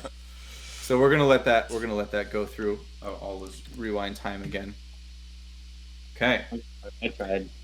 This sky pirate is she's really hurt, and so she's also just gonna skip her turn. She's gonna hang out right there. All right. So it's your turn again. The player's turn. Who wants to go first?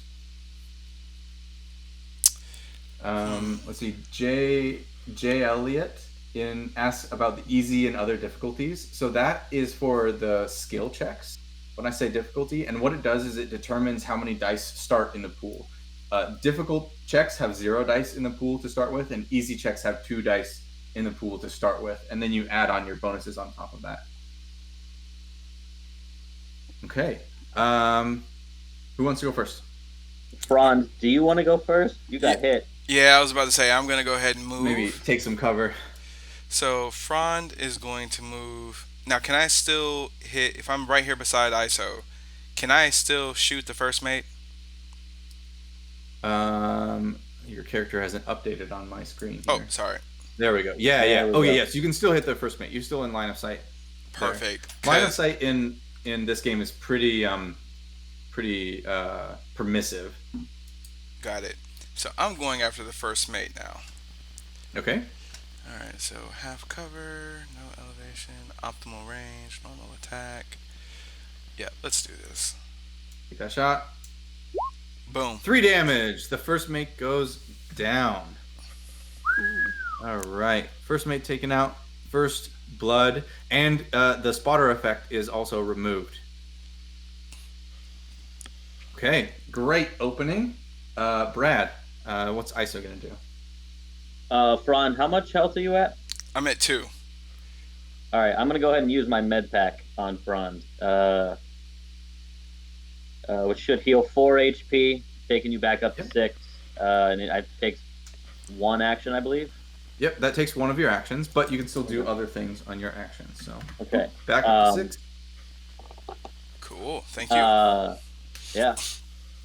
So I think what I'm going to do is I'm going to Overwatch again. I'm going to point my gun specifically at this sky pirate over here that's been chilling in the corner. Okay. And just like make the scariest face that ISO is capable of, which maybe is not like, the most scary face. Well, but you like, are a lizard person, so. Yeah. Just like, don't Don't. And then I'm gonna Overwatch again, I think. Okay. So Overwatch again. It's Oliver's turn. At this point, I think Pearl was best to contribute.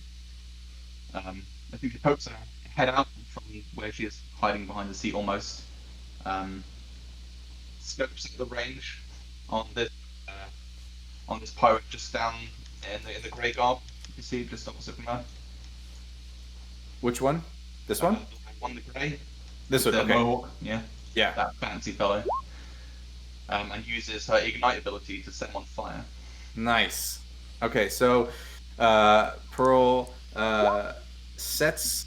There we go. Pearl, target unit in range and in line of sight gains burning. So what that means is, at the beginning of every round, they're going to take D3 fire damage. So I'll have you roll a D3 in the chat at the beginning of every enemy round. This Sky Pirate can only take move, attack, and stop, drop, and roll actions. So he can't do anything else except for move, attack, or put out the fire. All right. Des, your turn.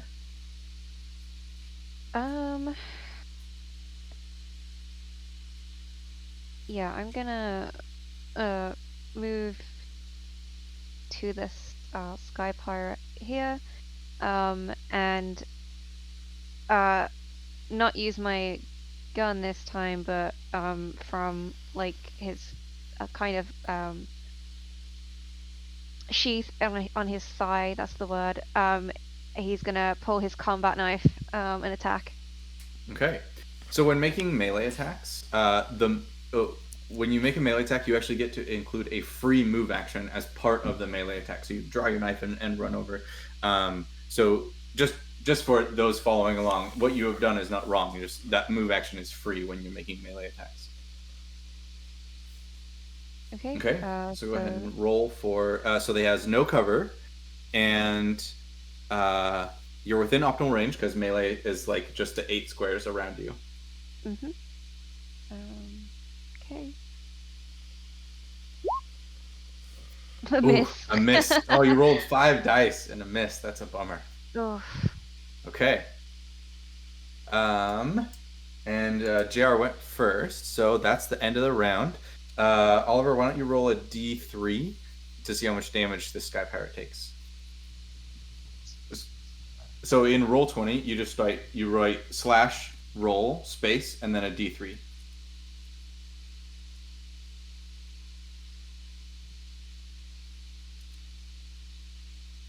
All right. Hey, max damage. 3 damage from fire. Okay, so That's not depressing. So this Sky Pirate, she's gonna run over here, and as soon as she starts moving, that triggers Overwatch from ISO. Yeah, it does. So all right. Overwatch attack. See if I'm gonna hit this time. Overwatch, no cover, auto rifle. Hit 4 damage. Hey. Black. She falls to the floor motionless. Am I able to not kill her? Yeah, let's say you shot her in the leg and she's dropped her weapon and is holding her leg. But she is out of action. She's no longer in the fight. Much appreciated. All right.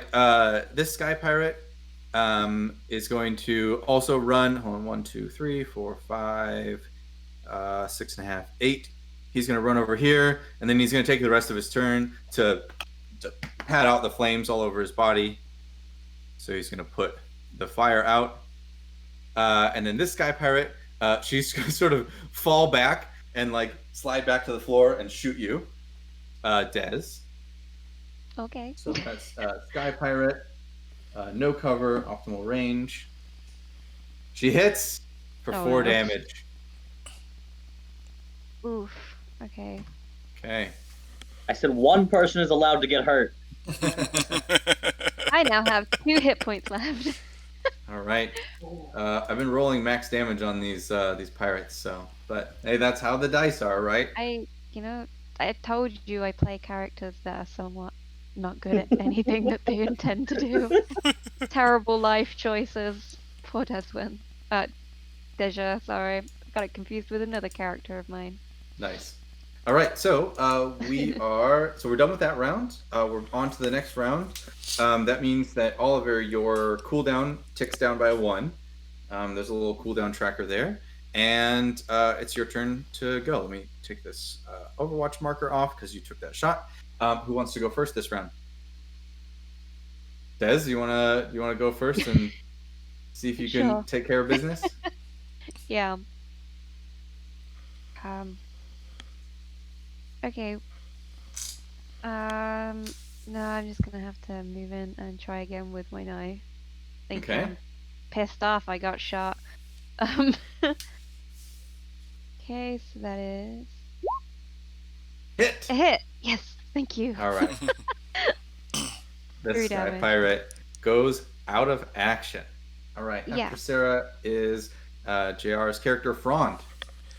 Awesome. So with 3 Sky Pirates down, or I guess 2 dead and 1 wounded, I want to use my security if I can and leadership to tell the other guy to lay down his weapon and actually just give up.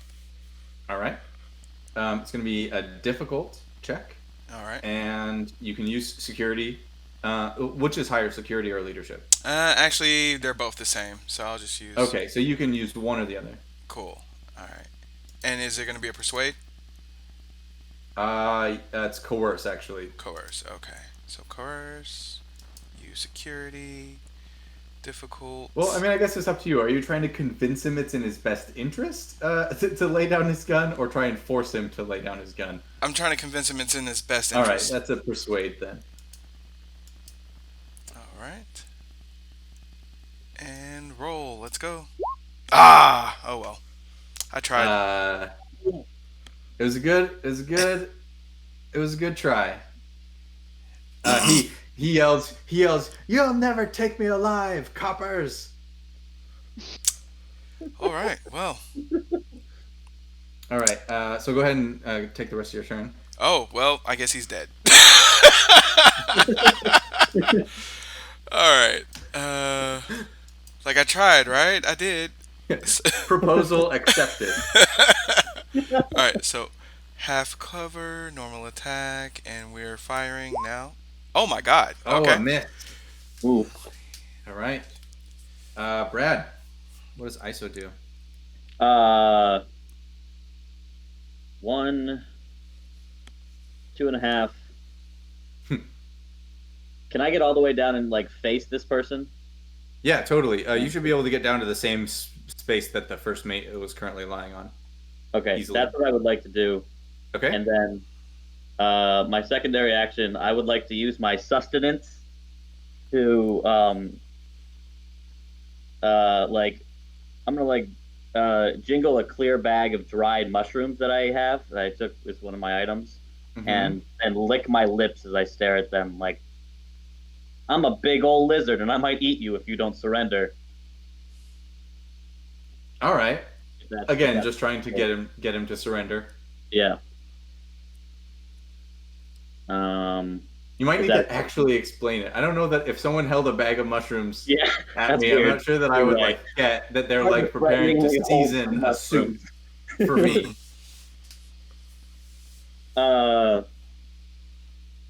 All right. Well, then I guess I would just say I would say, is this Okay. person a He's in? an Inson man. An insan. Okay. Say, insan go real well with sautéed mushrooms. Okay, make a roll. Thank you. Did the thing happen? What's the difficulty on that? It's gonna be difficult. Difficult, sustenance, no assists, no equipment. All right, How'd I do? Nope. it doesn't work. All right, that's fair. But now, In Zafir, there's like an interact basic action. That's what you do when you like want to like talk to someone or open a door or whatever, it's a free action. It doesn't take one of your actions. So you've used one move action, and then you've interacted with him. You tried to convince him to. Well, you basically just threatened him, but you do have one more action. Oh, cool. Then, I'm gonna use my combat knife, I guess. Okay. I'm gonna still try not to kill them. That's making fair. it very difficult. Right. We've given you so many chances. But yeah, let's do this. And I'm gonna try and use the combat knife and just like grab them and put it against the Sure. sword. I have no idea how else you non-lethally All right. take them out. So you have a critical success. Ooh! Oh no! With the combat knife. No, that means you are completely in control of the situation. So describe how this is the last enemy unit on the board. So describe how you take them down non-lethally with your combat knife. Okay. So I think I see that they are looking rather desperate and like they're probably not going to surrender of their own free will. So ISO goes up and like puts a hand on their shoulder, spins them around, and then holds them. Can't both have my hand on the push to talk button and do the. I get it. Yeah. And then seeing that they are not going to like calm down, flips the knife around and just bonks them over the head with it. And theoretically they crumple. Sounds good. Yep. Go right to the ground. Out of action. And then just like sticks a hand out through this little like opening with like a thumbs up. Nice. Okay, so that was the end of your first encounter. You've succeeded. What we're going to do is we're going to do a transition. So the transition between encounters can have different lengths of time. This is going to be a short transition, which means you essentially get one turn between this transition and in this encounter and the next one. So you have two actions to do whatever you need to do. That can be reload your gun, use a med kit, anything like that. I think we're out of med kits. So my recommendation, Des, is that you try and stick in the full cover, stick in better cover next time so you don't get taken down. But also just be aware in Zafir, going to 0 hit points is not like dead or out. You roll on a little chart, you have like a chance to not actually go out. You might just get stunned or knocked down or something. So going to 0 isn't just like, oh, done. There's a bunch of chances before you actually get taken out of action. So, yeah, what do you want to do on your transition? Is anyone just gonna reload before we go to the next one? Yep, I reloaded. Yeah, I'm gonna reload. Okay.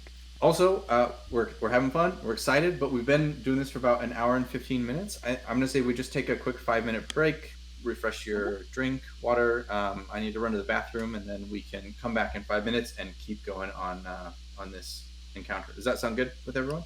Sounds good. Yeah. Okay, great. Let's everyone in chat. We'll be back in about 5 minutes.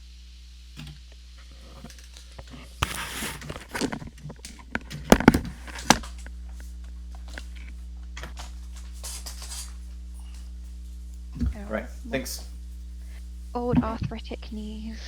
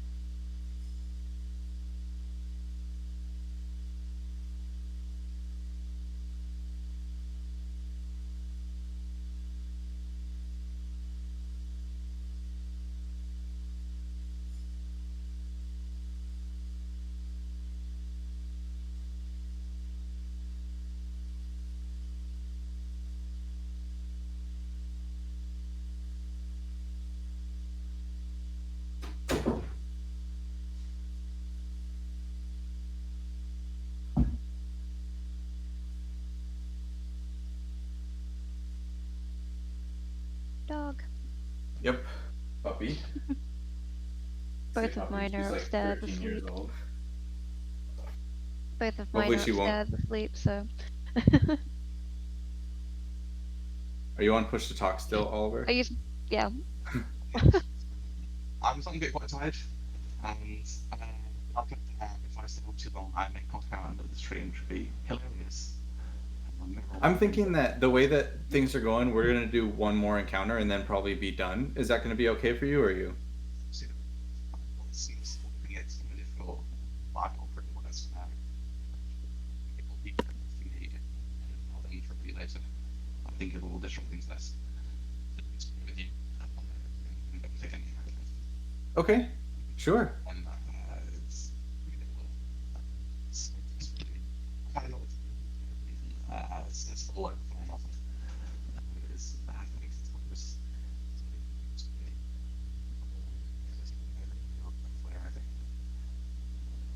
I'm really sorry. I'm really having trouble understanding you. It's so broken up. Yeah. It's fixing anyway, but I'm also and I don't think it'll last an hour and a half. So if it's alright with you, I'll bow out now. I'll send you a message later or something. Or... Sure. Yeah, that sounds okay? great. Yeah. I'm really glad you came. Or something. Or if I and will he be alright? Yeah, I think that'll be fine. Okay. Yeah. Hey, you gotta take care. You gotta take care of yourself. I appreciate you playing with us. Thank you. Thank you so much for staying so late. It's been lovely meeting both of you, and say hello to the others as well. Because I will. All right. Take care. right. Bye. All right. I'm gonna need to. Is he alright? I don't know. It was really hard to understand. It said Yeah. I caught at the beginning. He said he was really, really tired. Like he was really I like caught that. feeling Yeah. like he was gonna fall asleep, which is totally fair. I hope Mhm. it wasn't something that I said or did. I don't think so. I'm going to. How do I? Well, once we get back to live, I'm gonna need to I'm gonna need to reset our little character, our little videos, because now it's arranged differently.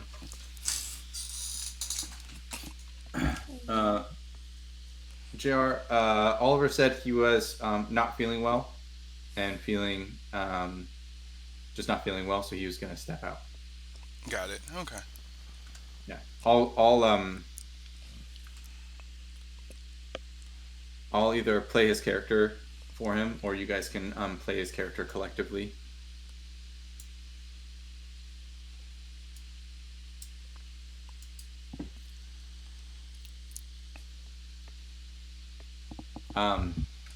Is everything going all right? I hope I haven't done anything offensive or. No, this has actually been very cool. Yeah, I'm it's just enjoying been it. really fun. Yeah. I'm glad you're having a good time. I think Oliver might just be tired because one, it's pretty late here, and two, it's also, his audio was playing up and stuff, so like that probably didn't help. Yeah, I guess but I'm sending him a message. Okay. Brad, Oliver just wasn't feeling well and was feeling overtired, so he's gonna bow out for the rest of the time. Okay. Are you folks ready to head back live? Yep. Yeah. Sorry, I was a little late getting back, guys. No problem. Okay. So I'm gonna go ahead and just go move that. Hi everyone. Oliver is not feeling well, so he's gonna go ahead and just pop off the stream, and so I hope that he is doing okay. But he's gonna go ahead and bow out for the rest of the session. It means that my character video things are all moved around, so I gotta readjust those player videos. There we go.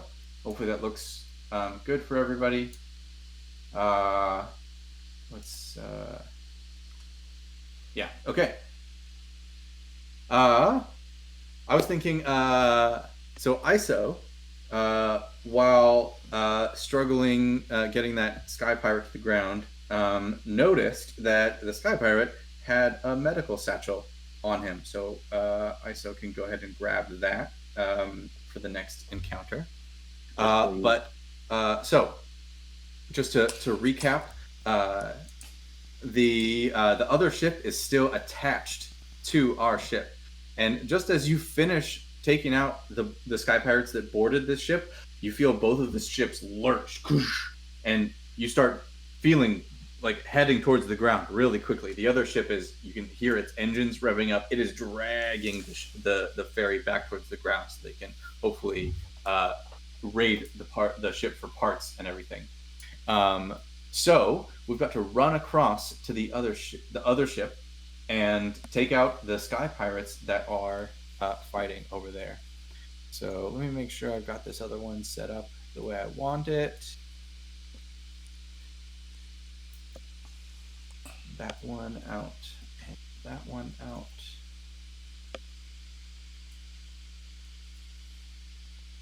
And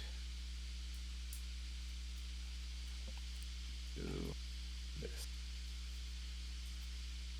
Give me just 1 second getting everything set up here. Mm-hmm. Guess we should have searched everybody else's body too. Yeah, mostly I was just giving you a little bonus there. Appreciate that. Yeah. Now just gotta get over to Des. All right. Give him back his hit points so he can swiftly lose them again.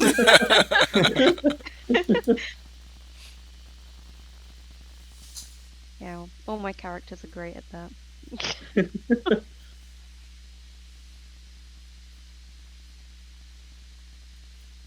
Get everyone okay. All right, let's move over to their ship. Everyone sees that? Yep. Yeah. Great. Okay, so right here is where you're boarding from. So you can kind of choose who's. You can set yourselves up on any of these outside the little boarding ramp here. Any of these outside the ship. We've got 3 sky pirates and a netherracked. Echo, stop. Let me just pop that guy on there. Description. Hello.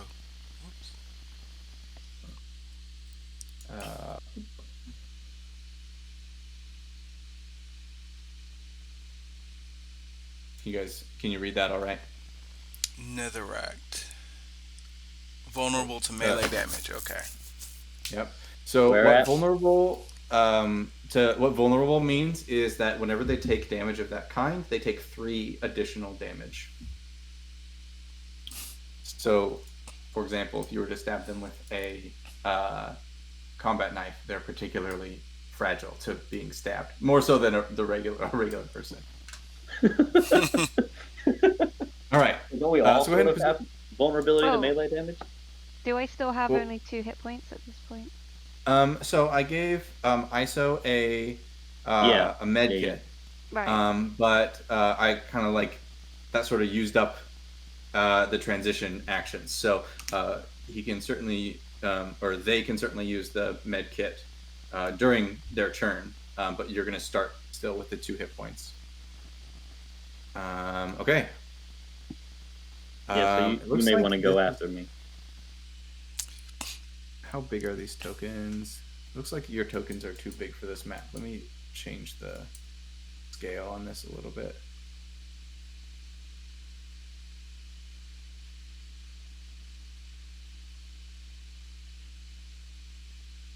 Okay. There we go. That everyone fits a little better now. Okay. Okay, so who's going to go first in through the door? All right. I Not will. Des. Right, I was about to say I will lead the charge. That's a big step for you. I'm proud. Deciding not to go through first. Sorry, I'm trying to see the cover too. How far in can we go, or are we just standing right at the door? Just these. Let's just place our starting units in. Hold on. In that area. Got it. Then I will hide behind this wall. Right there. Okay. Okay. You can see over on the right. There's like a perspective view. So like the middle one is like a door, and then there's walls on either side. I misread that. Okay, that's the wall. I know it's kind of at a perspective angle. So. Okay.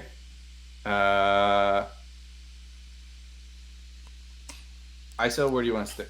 You're all gonna make Des stand in the doorway. You're right. That's an awful idea. Okay. Let's do that. All right. Des, you gonna go up and take cover there? Yeah, I think that's probably the best Okay. choice. So these Sky Pirates are already in position, so they're not going to start with a free move action. It's going to be the player's turn to start with. The objectives for this encounter are twofold. So the first is I'm going to add a custom.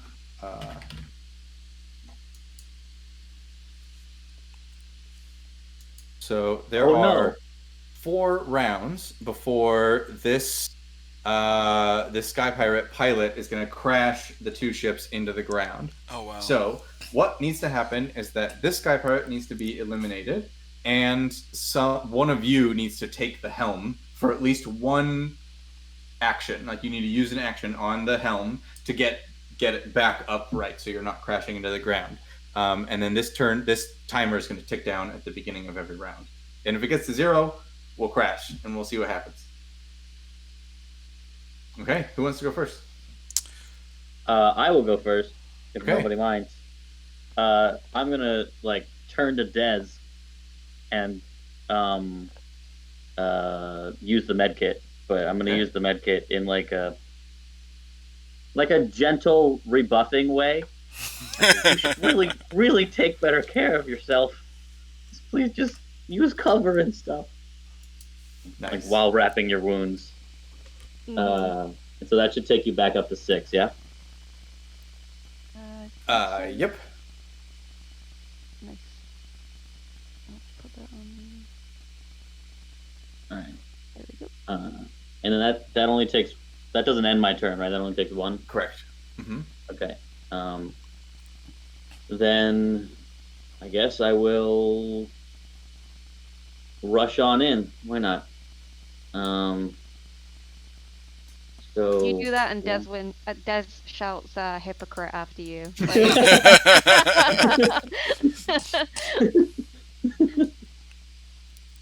Fair. Yeah, Fair. it shouts out after you. I'm gonna see this guy and try and trap him in there. What is this? Is this a wall or something? So if you go ahead and look at the perspective. Oh right, there's the perspective thing. It's like a little step down into the. This is like I said, it's the fighter jet cockpit that's strapped onto the front. So there's hardly any room in there at all. So just gotta kind of squeeze in. Okay.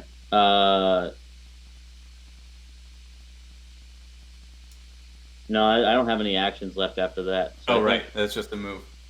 Although using a melee attack is has a free move action as part of it, so you could have gone up and hit it with your knife. Like a full free move action. Yeah, it's a full free move action as part of attacking.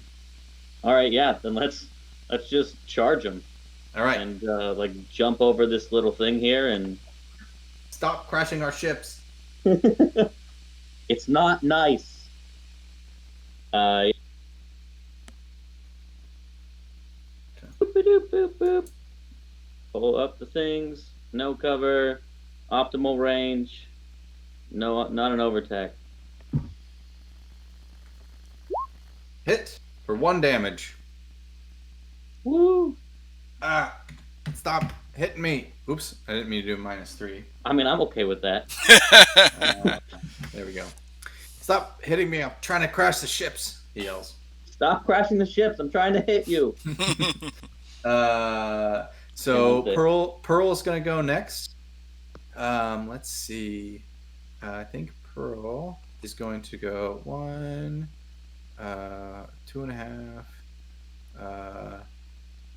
4, 5.5, 6.5, 7.5, right up to here.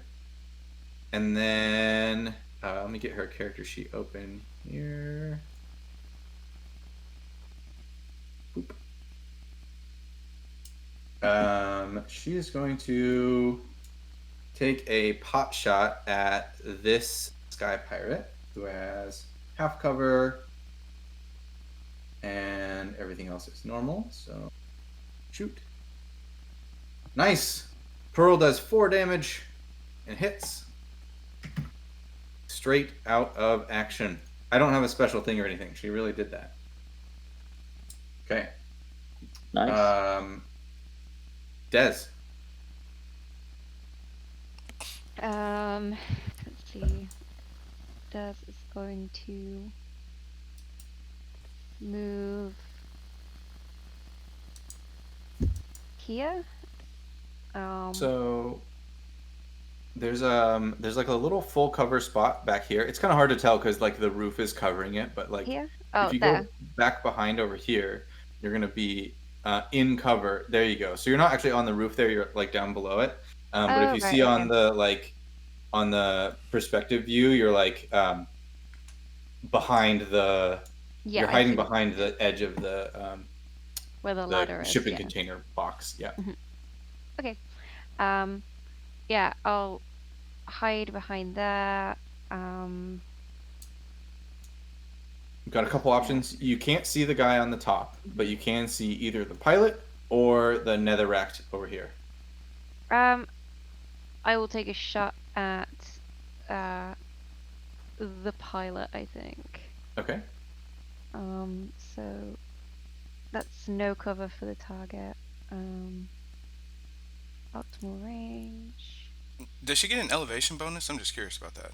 And she does get an elevation Oh, I bonus do. because the Nice. pilot is down that set of stairs. Oh yeah.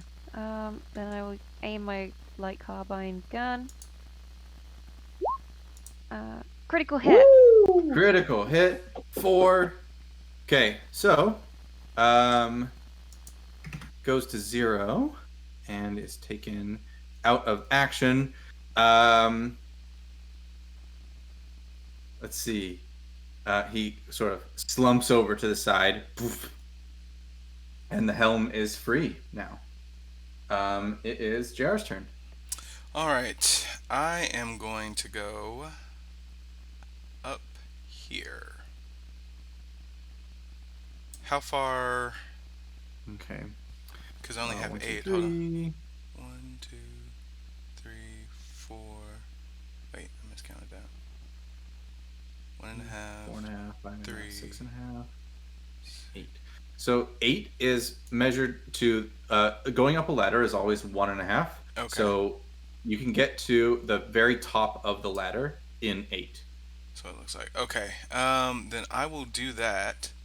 And now I have elevation bonus on the netherrack, correct? Correct. All right. I wanted this guy, but we will take the elevation bonus on the netherrack. Boom. And technically the netherrack has no cover to you.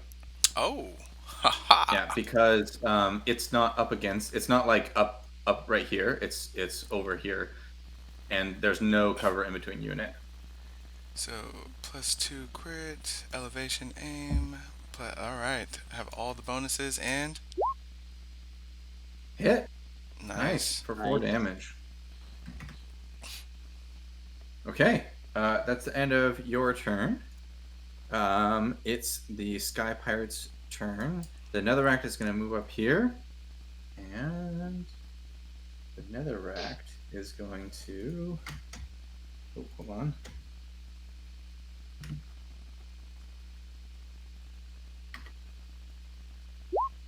Animate Ghoul. That doesn't sound good. I'm gonna take. We got a token.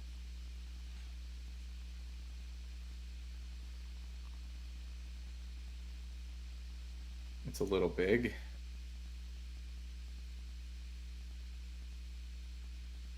Okay, Ghoul has 5 hit points. So the Netherrack animates the lifeless body of its former comrade, the Ghoul. So in this world, there's a layer of the world that's invisible to normal people called the Nether. And the Nether can be interacted with by bringing the two worlds into a harmony. And then you can draw malicious spirits from the Nether called Deva out into the real world. So the Netherract has spent too much time in contact with the Nether, and their brain naturally resonates with the Nether, and so they've essentially become under the influence of malicious Deva from the Nether, and so it summons a very minor Deva and puts it into the body of the former crewmate, and it becomes a ghoul. I'm just going to go ahead and delete that out. There we go. Ghouls can make melee attacks. They can do like a slam, but they don't get the free move action as part of it, so they're kind of slow. All right, so that was the Netherrack's turn. This Sky Pirate is going to move around over here and take a shot at Pearl. So Pearl has half cover, but there's an elevation bonus, so I'll make an attack. And hits, geez, for 4 damage. Right? You said specifically not to let... I specifically requested it. Yeah. All right. Yep, okay. So, that's the end. We'll wait for JR to get back. I'm not sure why he needed to pop out. We can strategize a little bit. So, if you notice on the Ghoul's little info panel, the Ghoul is vulnerable to fire, and Pearl has one more fire spell she can use this mission. So we might want to have Pearl go first and set that thing on fire. Yeah, but also Pearl has like 1 HP left. She was gonna run away first. Okay. Oh wow. Let's see.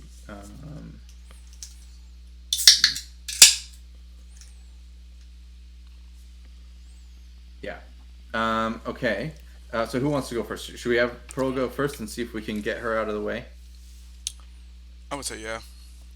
Okay. So I'll Pearl run back here to full cover, and then she'll use Ignite on that Ghoul, and it will get set on fire. There we go. That'll be the end of Pearl's turn, and now it's Sarah's turn.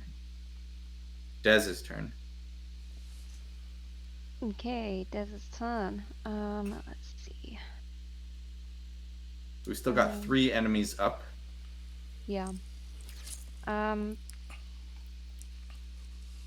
think Dez probably gonna move. If I move here, is that would I still be able to get the Netherrack? Or Let me take a look. Yeah, I'd say that's still in line of sight. It's probably close, but we'll just say yeah. okay. Then I'll take a shot then. All right. With my light carbine. So the target. How much cover does it have? Is it just half? It has a half cover. Half cover. Okay. And you have elevation bonus. Elevation. Optimal range. Normal attack.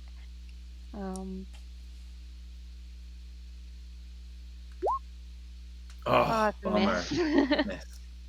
All right, JR. Okay. Let's see. It only has 3 left. You're muted, All right. by the way, JR. Oh, sorry about that. So I was just trying to see. So the Netherrack only has 3 life. So it's 1, 2, 3, 4, 5. All right. So I'm gonna come here, move 5, if I counted that right, or 6 rather.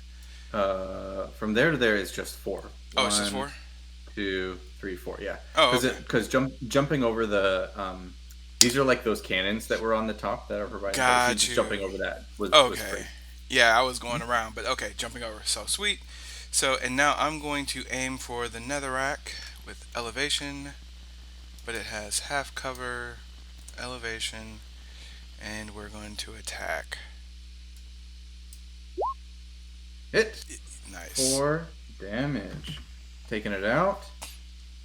And as the netherrack goes unconscious, its mental exertion over the ghoul ends, and the ghoul crumples to the ground, lifeless. Nice.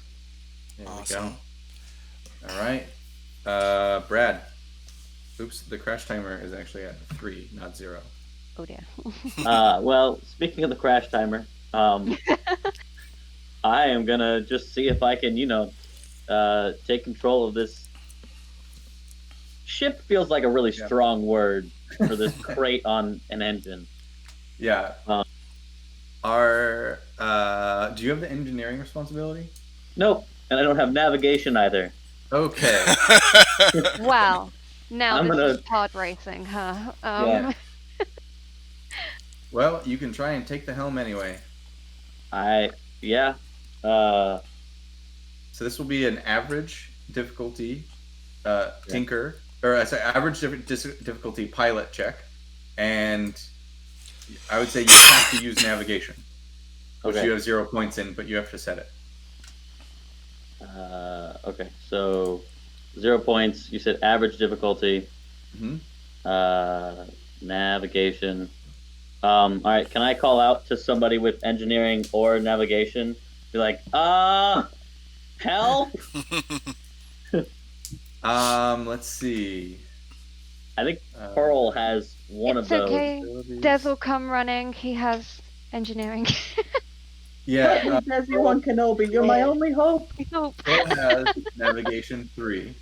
So Pearl is kind of slumped against this wall, bleeding, and she'll be like, no, don't push that button. No, to your left. No, your other left. No, don't. Oh no, I don't.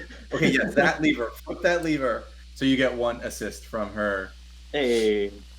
trying. So go ahead and make a roll. All right, and he said pilot. Yep. All right. Does he do it? No, you don't do it. Oh no. All right, so you sit and wrestle with the controls, and the engine sort of like sputters and dies for a second, and then comes back to life. You've turned it off and on again, but we're still losing altitude. So you'll have to do something else next round. Maybe Pearl can run over there and help on the next round, because you have 1 action left. Oh, my action is going to be to kick it and see if that helps. That's fair. All right. Have you tried Okay. turning it off and back on again? So You're overestimating ISO's ability to find the power button. this sky pirate is gonna run and leap over the other gun and take a shot at Frond over it. So that is half cover, no elevation bonus, and taking a shot. Miss! The bullets are cracking over your head, flying off into the air. Oh my god, what's going on? And it's your turn again. Should we have Pearl? Oh, who has navigation? Des, right? No. No. Or That not was, navigation. that was- Engineering. I have engineering, yeah. Engineering. Maybe Des could run over there and get things going. Yeah, I think he'll notice as soon as it begins to dip and we don't have as much altitude anymore. That there is probably a problem with the engine or the controls. Yeah, so he's gonna. So yeah, he'll run across. Okay. Kind of like holding his gun and just kind of. I'm not gonna say the words, but cursing along the way as he runs. All right. So you're gonna Keep make it family friendly. a pilot check, average difficulty. and you get to add Okay. engineering. And ISO helpfully says it's not that button, so you get an assist bonus. Okay. Engineering. Did you say an average check? Yeah. Average, yep. Average. Pilot. Um, here we go.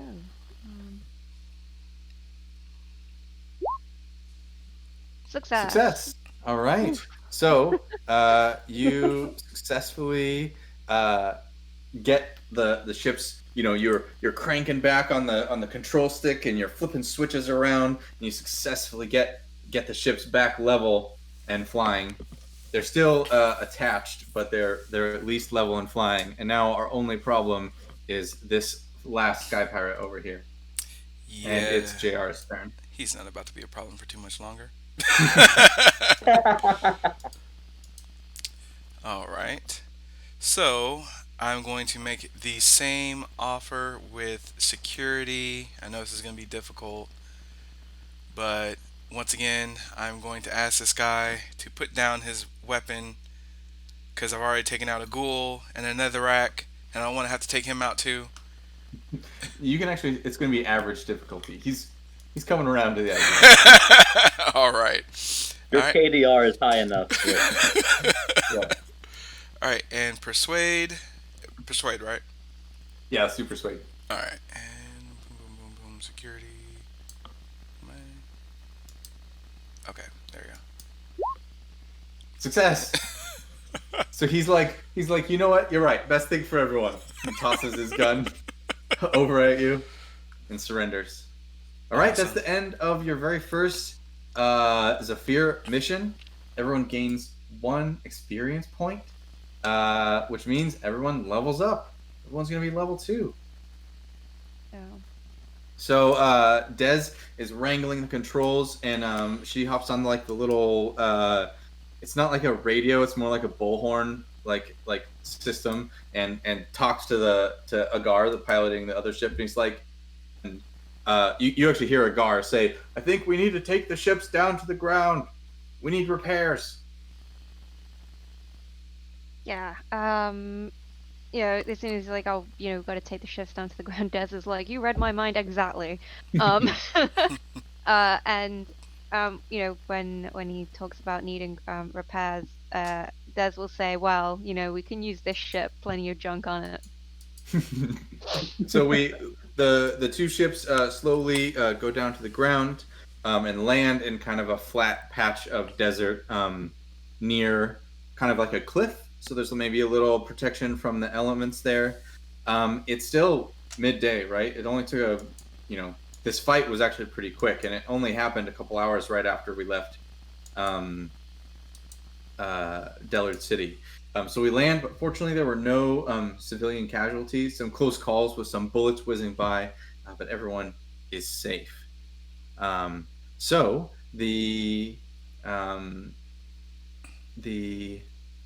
what am I trying to say? We can all come together and kind of search the ship and figure out what we want to do next. Cool. So yeah, definitely. Let's search the ship from top to bottom, and I do have the acquisition skill. I don't know if that helps us search. Tongue tied. Why not? Let's roll on acquisitions. So you're gonna do investigate, and we'll make it a difficult check. All right. And does anybody have anything that can help me out? Any kind of assist? Arcana? Yeah, I could do Arcana, right? Sure. I mean, Maybe. explain to me how your knowledge of the mysteries of life help you find smugglers' holes and stuff like that. Arcana is about like gathering information, so maybe it could be, having like dealt with smugglers enough, maybe that it's like I can kind of guess their behavior at this point. Like what is like like intuitive guesses, I guess. Okay, yeah, I'll give you +1 assist for Frond while they're searching the ship. Sweet. All right. And Nice. All right, Cool. you find a little stash of money in like under one of the, like so this is like a shipping container sort of thing, and it's got like some really ratty bunks and some like cargo space in it, and like taped up under one of the bunks in a little hiding space was a little metal tin full of money. So you found, let's say, 40 reals, and you don't have to tell anyone about it if you don't want to. Oh no, I'll tell everybody so we can split it All right. 4 ways. Okay, so we got some money. So we're gonna level up, and in this ship is like a little weapons locker. So what that just means is I'm gonna let you pick one of the tier 1 weapons when you level up and pick your new. We're at a good point. I think maybe for today, let's role play kind of finishing this up, and then probably call it right here. And if we want to play again someday, we can level up and do that. But I think that probably just getting to a nice ending point, especially since it's getting late in England. Okay, so Yep. It is 10 o'clock at night. so Agar comes over to the crew, and he's kind of like pulling his hair out, like, oh my goodness, I can't believe that happened, and um, he's sort of falling over himself to say thank you so much. Oh my gosh, I can't. My ferry. There's a hole in the side of my ferry, and oh goodness. Des is kind of just going like to all the holes, like, and they're varying degrees of like terrible. So there's like a small hole. He's like, you can buff that out. Then like there's another hole a little bit bigger. He's like, you can buff that out. And then there's like an engine on fire, and he's like, that can be buffed out. It's fine. Yeah. Uh, Yeah. and so I make sure and remind him. So don't forget about the hazard pay and Dez's consulting fee for buffing everything out. Of course. Anything that you guys want. So ISO's kind of standing off on the side, just sort of like taking everything in, and you feel a little tug on your belt, and you look down, and the little Athenki girl is there, and she's looking up at you, and she has little tears in her eyes, and she says, "Thank you for saving us, Mister. I was scared." You suck, Randy. Think. Sorry. I guess technically you're not a Mister. I'm sorry. They properly gender your character. ISO sort of kneels down to sort of get on her level, and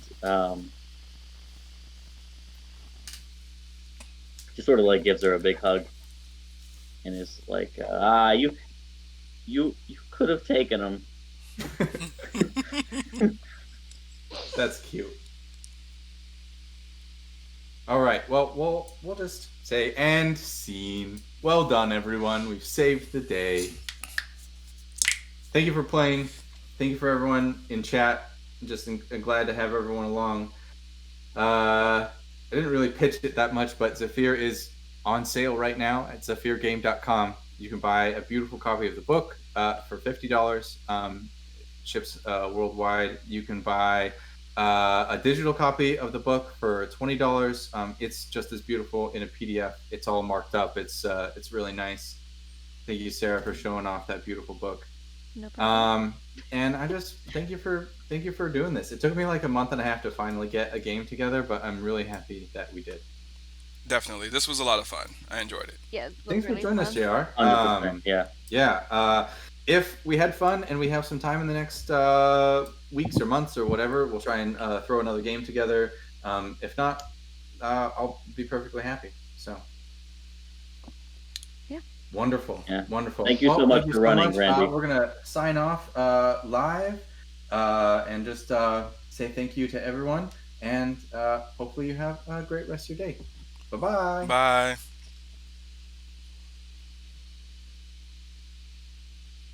And we're off the air.